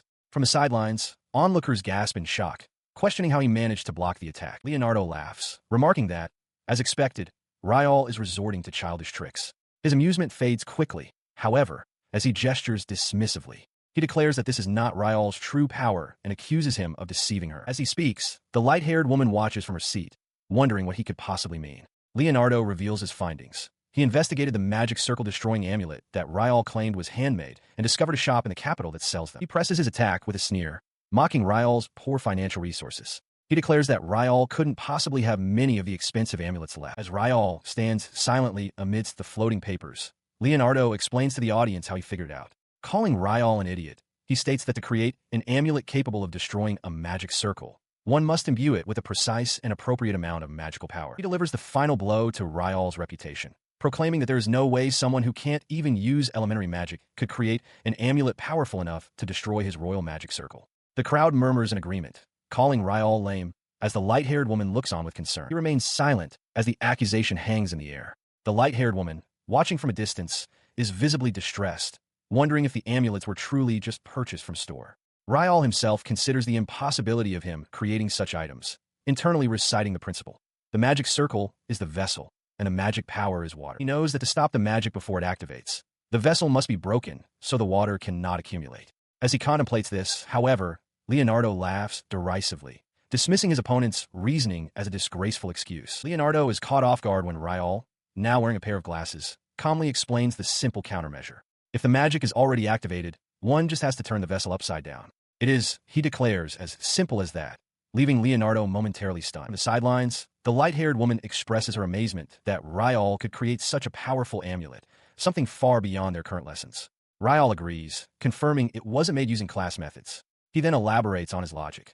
While even a toddler can turn something over, breaking a vessel, even a wooden one, would be difficult for a strong man, thus requiring a specific, exclusive force. Leonardo scoffs at the explanation, dismissing it as nonsense. He points accusingly, claiming Riyall is just trying to buy time and probably only has 2 or 3 amulets left. He declares that Riyall's luck will end the moment his supply runs out. With a glowing magic circle materializing in his hand, Leonardo vows to toss his opponent into the sky and strike him down. In a swift, silent rebuttal, Riyall reveals a fan of numerous amulets held between his fingers. The sheer quantity stuns Leonardo, who can only grit his teeth and mutter a curse. Recovering, he questions if Riyall borrowed or stole money to acquire them, calling him a rat.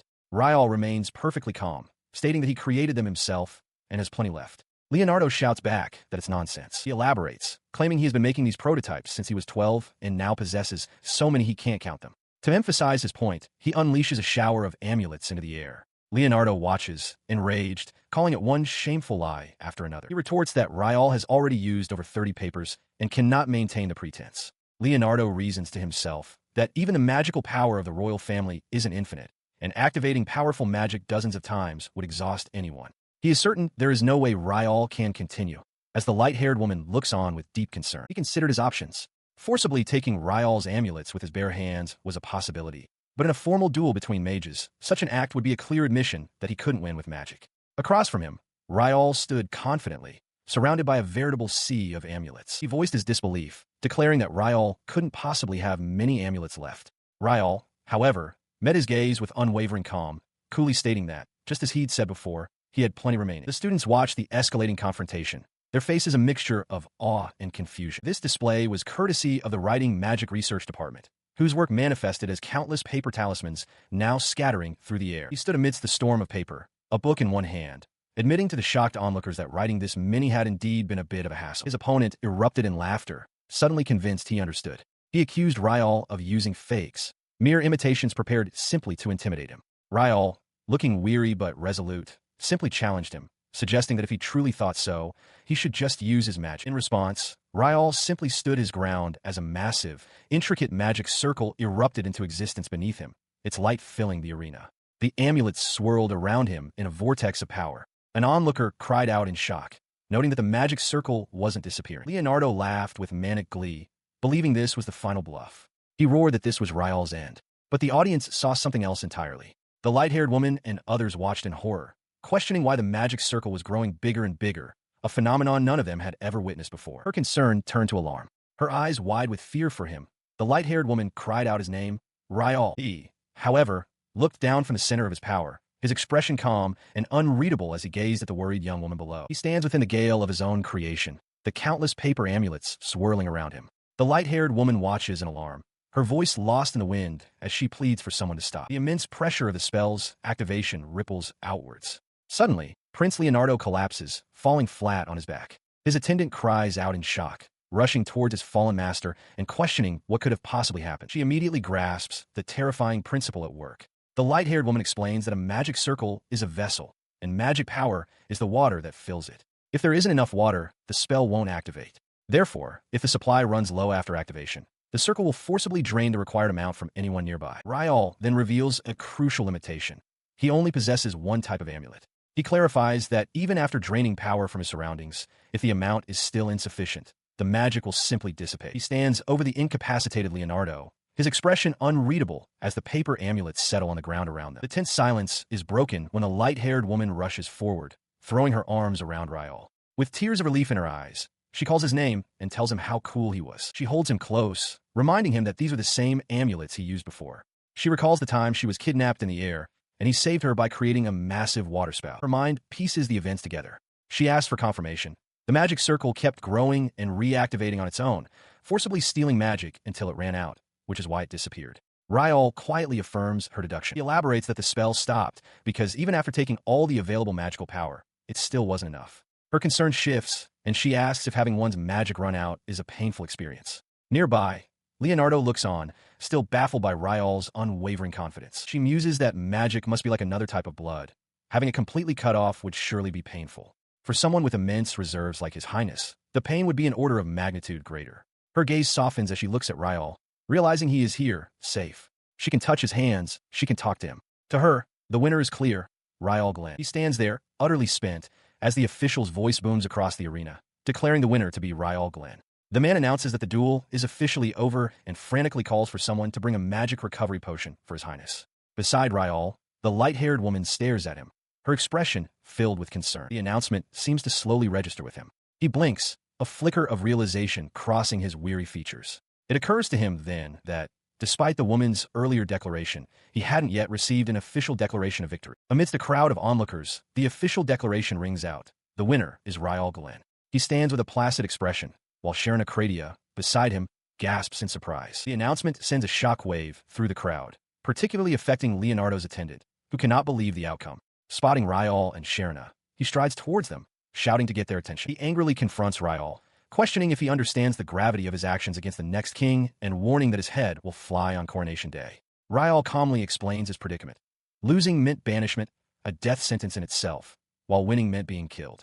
He asked what other choice he had. Overwhelmed, Sharon clasps her hands, thinking how much she loves him, prompting a quiet rebuke from Riyall to be silent. The attendant dismisses his logic, declaring that Riyall's fate was sealed the moment he made an enemy of the prince. He then turns on Sharon, accusing her of being an evil accomplice who deceived His Highness. As he tells them to prepare for the consequences, Riyall considers his next move, realizing he must act. The attendant scoffs, wondering aloud what a poor baron's household could possibly do against the future king. In response to the threat, Riyall makes a bold declaration. He will stop Leonardo from becoming the next king. The statement leaves Sharon wide-eyed and the attendant utterly speechless. He then invokes a powerful artifact, commanding the scale of judgment to appear. A large, ornate scale materializes before them, shocking the attendant. Riyall announces that, as the winner, he will use it to ensure a certain outcome. His command is absolute. The loser, Leonard Landauer Gatia, is to be stripped of his right to the throne and must vow to never again call himself crown prince. As the words are spoken, Leonard collapses, and the scale begins to tip decisively. The scale of judgment is an ancient magical tool from duels of old. Its power is simple and final. If the loser disobeys the winner's order, they will die. As this truth hangs in the air, Leonard writhes in agony on the ground, bound by the artifact's magic. He explains to Sharon that he had no choice, as their execution was certain if Leonard became king. The attendant furiously retorts that the king and the nobles will never forgive this act. Unfazed, Riyall calmly challenges his certainty. He continues, asking the attendant to consider why the scale of judgment is no longer used. Based on its history, Riyall questions if the attendant can still stand by his threat. He reveals the critical fact.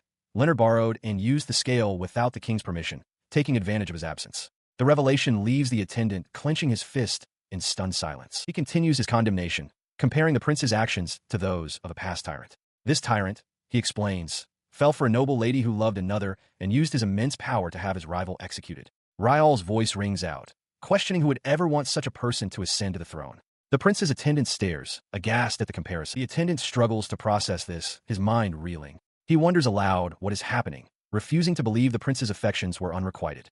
Other students murmur in confusion, questioning the truth of the situation. Amidst the uncertainty, one male student finds his courage and rises to his feet. He declares that he couldn't say anything before, but he witnessed a girl giving a homemade bento to the scholarship student. His words open the floodgates. Another girl stands, admitting she saw Sharon on a date at a cafe with the same man, but was too afraid of the prince's wrath to speak out. Others chime in, recalling seeing the two eating that bento together in the back garden, appearing very close. The truth dawns on the crowd. The prince's love was indeed one-sided, which is why he went to the extreme of using the scale of judgment. The prince's attendant pales, realizing the terrifying possibility. If the prince would use such a powerful artifact for a personal grievance, he could easily use it to crush anyone who displeased him, ruling through tyranny. As this grim understanding settles, Riyall announces he will pose his question once more. He reminds them that ascending to the throne by force is the path the 19th king took, a path of tyranny. His gaze sweeps across the silent crowd as he asks if anyone truly wants a ruler who would follow in those footsteps. With the weight of history behind his words, he issues a direct challenge to the assembled students. If you wish for him to become king, he shouts, raise your hand now. The courtyard falls into a profound silence. The silence is deafening, a clear verdict from the student body. The prince's attendant watches in disbelief, his face contorting with rage. He demands to know if they're all truly believing Riyall's words, and with a frustrated curse, he stomps his foot on the ground. His angry outburst is cut short by a single, clear voice, followed by the sound of clapping. A young woman with flowing, light-colored hair applauds, a delighted expression on her face. She rushes to Riyall's side, taking his arm with infectious enthusiasm. "Encore! I want an encore!" she exclaims, her eyes sparkling. "Riyall, you were extremely cool." Nearby, Sharon can only watch, a look of complete surprise on her face. He is confronted by the enthusiastic noblewoman, who tells him not to be unreasonable. She demands he repeat his high-stakes declaration, questioning what he would have done if he had lost and been killed. Nearby, Sharon watches them, a flicker of worry on her face as she wonders about their connection. Her cheeks flush as she gazes at him, thinking how cool he was. She calls out to both Riyall and Sharon, her admiration clear. Her mind flashes back to the beginning of the school year, recalling the stark contrast between a genius prince and a boy who couldn't use magic. The memory solidifies, Riyall facing Prince Leonard. At the time, it seemed an impossible matchup. No matter how one looked at it, the boy had no chance of winning. Yet, after taking care of that storm, he now stands there proudly. The noblewoman's gaze is filled with pure adoration. She explains to a listening Sharon that the one person you shouldn't make an enemy of is not the prince, but this boy. She confesses that it's completely normal to fall in love with Riyall after getting to know him, because she did the moment she knew him. Sharon listens, a thoughtful expression on her face, beginning to understand. Sharon admits to herself that she would rather just be friends with him. Her hands tighten on her skirt, a gesture of internal conflict, as she murmurs no. Meanwhile, another figure watches the pair from a distance. Lady Violet's expression is one of intense displeasure as she observes Riyall and the light-haired woman together, wondering what is happening between them. Her mind seethes. She had always seen this woman as a shallow, foolish person deceiving His Highness, someone who would soon give up on the Queen's education. But now, seeing that she has successfully taken the seat of the next queen, Violet realizes this is unbelievable. As a light-haired woman sat with a severe expression, Sharon gazed adoringly at Riyall. She mused aloud that if the other woman truly only loved the black-haired boy, then her own path was clear. Her expression was a mask, hiding a cascade of internal realizations. The light-haired woman admitted to herself that she had only been pretending to be a tragic heroine, a shallow and foolish act born from the assumption that no woman could possibly resist the prince's favor. She recalled how many times she had interrupted Sharon, refusing to hear anything but apologies. At the same time, Sharon, observing her from afar, thought back on how she had always considered the woman to be simple-minded, someone who never doubted her own righteousness. The moment of reflection was shattered by the arrival of Leonardo's attendant. He stormed forward, demanding to know why Sharon hadn't stopped Riyall Glen. He reminded her furiously that she had lost her position as the future queen. Sharon replied calmly that this was because she never wanted to become a queen. He refused to believe her, shouting that it was nonsense and her actions were merely for appearances. As Sharon and Riyall stood together, Riyall turned to his attendant, asking what he meant by his accusations, but the attendant only stared back in confusion. The attendant pressed on, accusing Sharon of a long-term deception. He claimed she had pretended to have no interest in the prince to capture his attention, and that even after being unofficially named the next queen, she feigned reluctance while secretly being elated. He concluded that even now, she was acting as if losing the title was all part of her plan. His voice rose as he questioned if this was her strategy all along, to act as if she hated the idea of becoming queen, all to secure the position. Sharon met his gaze without flinching and corrected him plainly. She was not pretending to be happy. She was truly happy. The attendant was stunned into silence, unable to process how she could be happy now. She then turned to Riyall, her hand over her heart, and made a simple, powerful declaration.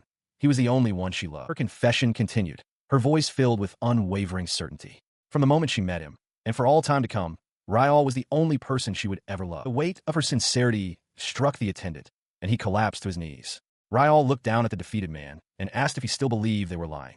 Sharon added her own question, wondering aloud if His Highness had simply fallen for her and tried to use brute force to win her affection. All the attendant could manage was a choked, disbelieving whisper. As her happy voice calls out the rat's name, Leonardo lies on the ground, fully conscious even after the fall. The entire situation makes no sense to him. He had thought, without a doubt, that Riyall was merely a troublesome rat who didn't understand his station, clinging to a cat far above his reach. But now, the young girl's cold voice strikes his weakened body like a final, decisive blow. He remembers a time when he believed Sharon was meant for him, but the thought now shatters. It couldn't be possible that she was in love with him. Not long ago, he would have dismissed such a notion as an obvious lie. The idea that she could love a magicless dwarf rat would have been unthinkable. He struggles to understand. He won the duel. So why is it that Riyall is the one receiving her affection and praise? Why, when he's the prince? The confusion is palpable. A harsh realization dawns on him. He believed he loved Sharon because she was not swayed by his political power or status. Yet, he had unconsciously assumed she would love him in return simply because he was the prince. He questions if his actions ever truly reflected his initial belief, and the answer is a foolish one. Meanwhile, Sharon joyfully calls out Riyall's name as he holds her close. He thinks to himself that her voice reaches him clearly, even when she isn't shouting. This person had changed everything. From the very moment they first met, his entire world had been transformed. Looking at him with adoration, Sharon confesses her love. Riyall, his heart full, declares that he loves her so much. He looks at her, his face flushed with emotion, and confesses that he loves her too. Overwhelmed, he repeats the sentiment, his hands trembling slightly as they hold hers. Their private moment unfolds on a grand stage. As they stand hand in hand in the center of the arena, the silent gaze of the entire crowd fixed upon them. Riyall Glenn recalls his history with Sharon, a series of interactions that have left him deeply perplexed. He remembers the very first time they met, a seemingly chance encounter in the Academy's back garden. The memory sharpens. Sharon had approached him cheerfully, calling out his name and offering to share sandwiches she had made herself. He had questioned her then, surprised that she would prepare her own food rather than her chef. From that day forward, ever since he warned her about the dangerous blood-drinking flowers, her relentless campaign of gratitude, what he called her thanks attack, had never ceased. He found her persistence baffling, wondering aloud if her family motto was to repay kindness 100-fold. He couldn't bring himself to tell her the truth, that he skipped lunch because he was too poor, knowing she would react in some unhelpful way. He simply asked why she was going to such lengths for him. Her answer, however, was simple and direct, delivered with a blush. She did it because she loved him. The confession struck Riyall dumb. His mind raced with reasons why it couldn't be true.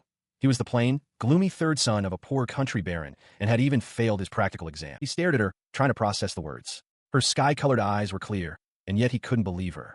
To him, there was nothing attractive about himself, so she had to be lying. His mind reeled, unable to think straight. The idea was so foreign, so impossible, that his thoughts spiraled into absurdity. He briefly wondered if she had come from another world entirely, and was simply lost. Despite his internal turmoil, Sharon's gentle persistence continued. She worried that she was troubling him, but insisted that eating even a little would help him focus in his afternoon class. Her practical concern broke through his confusion, and he relented, agreeing to eat. He takes a bite of the sandwich, his expression unreadable. Across from him, Sharon watches with wide, hopeful eyes, a faint blush coloring her cheeks as she awaits his reaction. She considered his stunned silence, thinking to herself that his reaction wasn't troubling at all. She simply couldn't believe this moment had finally arrived. She recalled a past resolution, a promise to herself that she would not allow herself to become too attached. But that promise had long since been broken.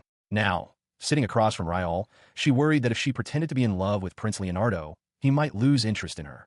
Riyall, observing her contemplation, privately mused that the prince seemed to favor those who weren't impressed by his royal title. Sharon voiced her concerns, explaining that if the prince discovered it was all an act, it would have the opposite effect. Any sudden change in her behavior now would only look deliberate and suspicious. She imagined Leonardo's intrigued reaction to a woman who didn't immediately flatter him. He looked at her with doubt, questioning if she was even capable of acting out such a deception, especially when it involved Prince Leonard. Her expression hardened with determination. She had thought her love was fruitless and had desperately suppressed her feelings until now. But she resolved that she would no longer hesitate in her pursuit of the prince. As she began to declare her intention to become a fiance candidate, Riyall's face contorted, a wave of nausea overwhelming him. She quickly tried to bolster his spirits, telling him to pull himself together. She insisted his pale complexion wasn't a flaw, but a mysterious look created by his dark hair, and that the circles under his eyes were a sign of his dedication to his studies, something to be proud of. Overwhelmed, Riyall could only think that he was completely incapable of acting.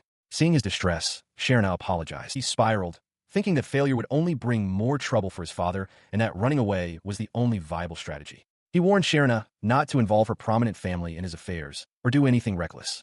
Defeated, she quietly agreed. He looked at her sadly, mentally listing her virtues, her honesty, optimism, looks, status, and talent. She hadn't changed at all since they first met.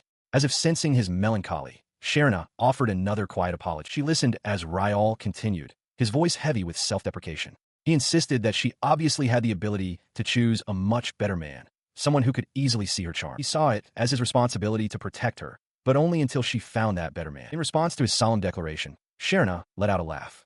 But Ryall's mind was already drifting back to the new student welcoming party, a memory that haunted him. He remembered the incident vividly. Angelica Kirklight coughing violently as Irene expressed her concern. He had been there, kneeling beside them, tormented by the thought that if only he could use magic, he could have found so many safer ways to save her. His back turned to Irene. He had apologized, feeling he was not someone who deserved the trust Sharon placed in him. He felt he could only protect people in this clumsy, inadequate way. But as he wallowed in his regret, Irene's voice cut through. She began to speak of the one who always saves her. She declared that the one who always protects her is Riyall. Her words painted a picture of unwavering admiration, a moment where he knelt before her, a true protector in her eyes, surrounded by a gentle, sparkling light. The memory faded, leaving him back in his room in the present day, staring blankly into the distance. The events of the past and present swirled in his mind. He sat at his desk, trying to work, but it was no use. His head was filled with what happened on the balcony the day before, and he found himself completely unable to focus. He was informed that a friend was waiting for him in front of the dorm. Realizing only one person fit that description, he agreed to go at once. Upon stepping outside, he found Sharon awaiting. Her expression was troubled, and she immediately apologized for always causing him problems. Confused by her sudden apology, he asked what was wrong. She began to explain, revealing that she had confided in her friend Angie about the situation with the prince. She confessed that she'd also told Angie how Riyall was always protecting her. The memory of her conversation with Angie surfaced. Sharon had voiced her deepest fear, that her actions might have inadvertently drawn the prince's anger upon Riyall. As she listened, Angelica's expression shifted to one of understanding. She simply acknowledged Sharon's worry, realizing the depth of her friend's concern. She then addressed Sharon's fears directly, asking if that was what she was worried about. Angelica reminded her that she had captured the prince's attention on her own, and there was no going back. She offered reassurance, pointing out that Sharon was still unharmed and promising that if she ever wanted to stop, she would have intervened long before. Angelica's thoughts drifted inward. She reflected on Sharon, who always smiled like a soft sunshine. The very idea of her crying over someone else made Angelica's own heart ache, a feeling that deeply unsettled her. She had once believed that Sharon deserved a man far better than her. But now, her perspective had shifted entirely. Back in the present, surrounded by flowers, Angelica took Sharon's hands into her own. "I understand," she said softly, offering to rephrase her earlier words. Riyall's thoughts drifted under the vast, cloud-filled sky. To him, having Sharon stolen by the prince would be an unacceptable loss. The thought solidified as he stood opposite Sharon, a quiet distance between them along the stone wall. She looked up, her expression uncertain, and tried to reassure him. She insisted that she was only protecting him for her own profit, so he shouldn't concern himself with her. He clarified that he didn't want her to worry about a single thing. He confessed that he didn't want to lose her, and that his decision to protect her was, for now, entirely for his own sake. As his words sank in, Sharon's tears finally stopped. He asked if she understood, and she quietly affirmed that she did. Her eyes, now clear of tears, held a newfound calm. She beamed, a radiant smile replacing her previous distress. Watching her, Riyall felt a warmth spread through him, thinking to himself how beautiful she was. After a moment, they parted ways. Riyall bid her farewell as he turned to walk towards his family home under the evening sky. Upon arriving home, however, he was immediately confronted by his two energetic brothers. With mischievous grins, they cornered him, asking directly what his relationship was with Sharon. Riyall, looking weary, gave a one-word answer: friends. His brothers refused to believe such a simple explanation. They protested loudly, pointing out that he had even brought her all the way to their home. They demanded he answer honestly how far things had gone between them. They pressed on, their voices rising with agitation. They questioned his manhood for evading the question and asked if he felt no shame as a man of the Glen household, if he had any pride at all. With his back still turned, Riyall answered flatly, not at all. He remained evasive as his brother pressed for details on how he met Sharon. Riyall offered only vague answers like in school and in the back garden, prompting his brother to insist on more information, warning that such an unfriendly demeanor would surely drive her away. His brother then cheekily suggested that if Sharon was merely a friend, perhaps he could try to win her affection, pointing out that he was also in his teens. The proposition was met with Ryall's immediate and unequivocal no. In response to his flat denial, both brothers raised their fists and booed in playful protest. Later that night, the estate was quiet under a starry sky. Inside, Riyall sat at his desk, surrounded by documents. He recalled that after receiving the declaration of war, he had devoted himself entirely to preparing for the duel. With his fingers already bandaged from the effort, he noted there were still around 200 papers to complete. He had been working so desperately that he hadn't taken any breaks. Through the exhaustion, a single name occupied his thoughts: Sharon. The thought of her brought a sharp realization. It had been 4 days since he last seen her or heard her voice. He finally understood the feeling consuming him. It was yearning. In the solitude of his room, he admitted to himself, "I love you." His mind drifted to a memory of her, always telling him she wanted to see him again tomorrow, to stay with him forever. He, in turn, could never say it back, wondering how she never tired of such an unfriendly man. That memory solidified his resolve. Gripping his pen, he vowed that with the power Sharon had trusted in, he would definitely get her back. All his efforts were focused on the impending confrontation at the grand, sunlit arena. He stands victorious in the arena. In the stands, Leonardo looks on in utter disbelief, sweating as he questions how His Highness could have possibly lost to a first-year student. Beside Riyall, Sharon's voice cuts through the din, urging him to listen to the roaring crowd, telling him that everyone thinks he's amazing. She pleads with him to accept the justified praise, but he turns his head slightly, dismissing the crowd's adoration. His expression softens as he looks at her, stating that he doesn't care about their cheers. He will only accept praise from her. Her cheeks flush at his words. She confesses that she prefers knowing that he believes she is amazing over the praise of hundreds of other people. In that moment, she feels a profound sense of peace, realizing he is right in front of her, within arm's reach, his voice the only one she needs to hear. Moved by her confession, he pulls her into a warm embrace. With his eyes closed in contentment, he murmurs that this is all he wants, and that nothing else could possibly make him happier. They hold the embrace, his face a picture of pure serenity. Sharon looks up at him, her own expression soft and glowing with affection. In the quiet aftermath of his victory, he gently cups her face. She leans into his touch, a blissful, contented smile on her lips as she closes her eyes. With a bright, beaming smile, Sharon greets Riyall, wishing him a good morning. She proudly announces that she made a sandwich between rice cakes, prompting a skeptical look from Riyall. He wonders aloud if such a creation can truly be called a sandwich. He is told that this is no exaggeration. Sharon explains that she just received the freshly harvested rice from the chef, Astria. She passionately declares that she even helped water the fields, and that every single grain is soaked with her thoughts of him, a sentiment that was true even before they met. 3 weeks have passed since the duel, a period filled with many strange events. As they walk, Riyall remains as cold as ever, a trait Sharon secretly finds cool. He accepts the food she offers, promising to hold it. The most significant of these events concerned first Prince Leonard, who lost his right to the succession of the throne. He was summoned before his father, the king, who demanded to know what he had done in their absence. The king furiously listed his son's transgressions, abolishing the rose garden, attempting to banish a noble's son, the unauthorized use of a national treasure for a duel, and finally, getting himself cursed. He tried to explain, pleading that there was a reason for his actions, but his father roared for silence. Leonardo fell to his knees, begging his father to wait, insisting he could cover up these matters. But the king's decision was final. He formally stripped first Prince Leonard of his right to the throne. With the prince no longer a concern, Sharon notes that they don't need to arrive at school so early anymore. He disagrees, stating his preference for coming early when no one else is around. Since they are already used to the routine, he sees no reason to change it now. Her face lights up with joy at his words. She thanks him profusely, telling him she loves him so much. A faint blush appears on Riyall's cheeks as he quietly acknowledges her feelings, simply stating that he knows. Despite the magnitude of everything that had transpired, only a few people made a fuss. The rest of the world seemed to regard the events with indifference. As it turned out, the political situation was more precarious than it seemed. All the prominent Rose Garden families, with the sole exception of the Arya Rose household, had already been discussing how to prevent Prince Leonard from inheriting the throne. His sudden, rash announcement to dissolve the Rose Garden was merely the final catalyst for their plans. While many nobles were still in disbelief over his decree, Leonard's subsequent challenge of a student to a duel was the final straw. At that moment, any remaining support he had from the aristocracy vanished completely. They all gave up on him at once. Meanwhile, Sharon and Riyall walk together. She remarks how cool it is that this outcome was a natural consequence, adding that this is why she told him the solution would present itself from his side. Without missing a beat, she then confesses that she has loved him from the moment they first met.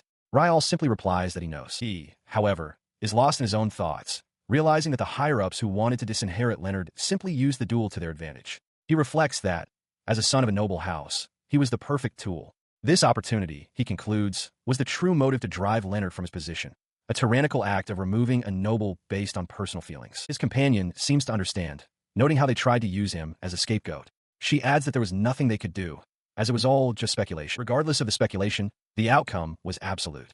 Leonard was successfully disinherited and placed under house arrest at the royal palace. As they continue their walk, the weight of these events seems to settle between them. Sharon softly calls out Riyall's name. He turns his head away, a blush creeping across his face, and asks what she wants. She doesn't answer directly, instead asking him what he is thinking about.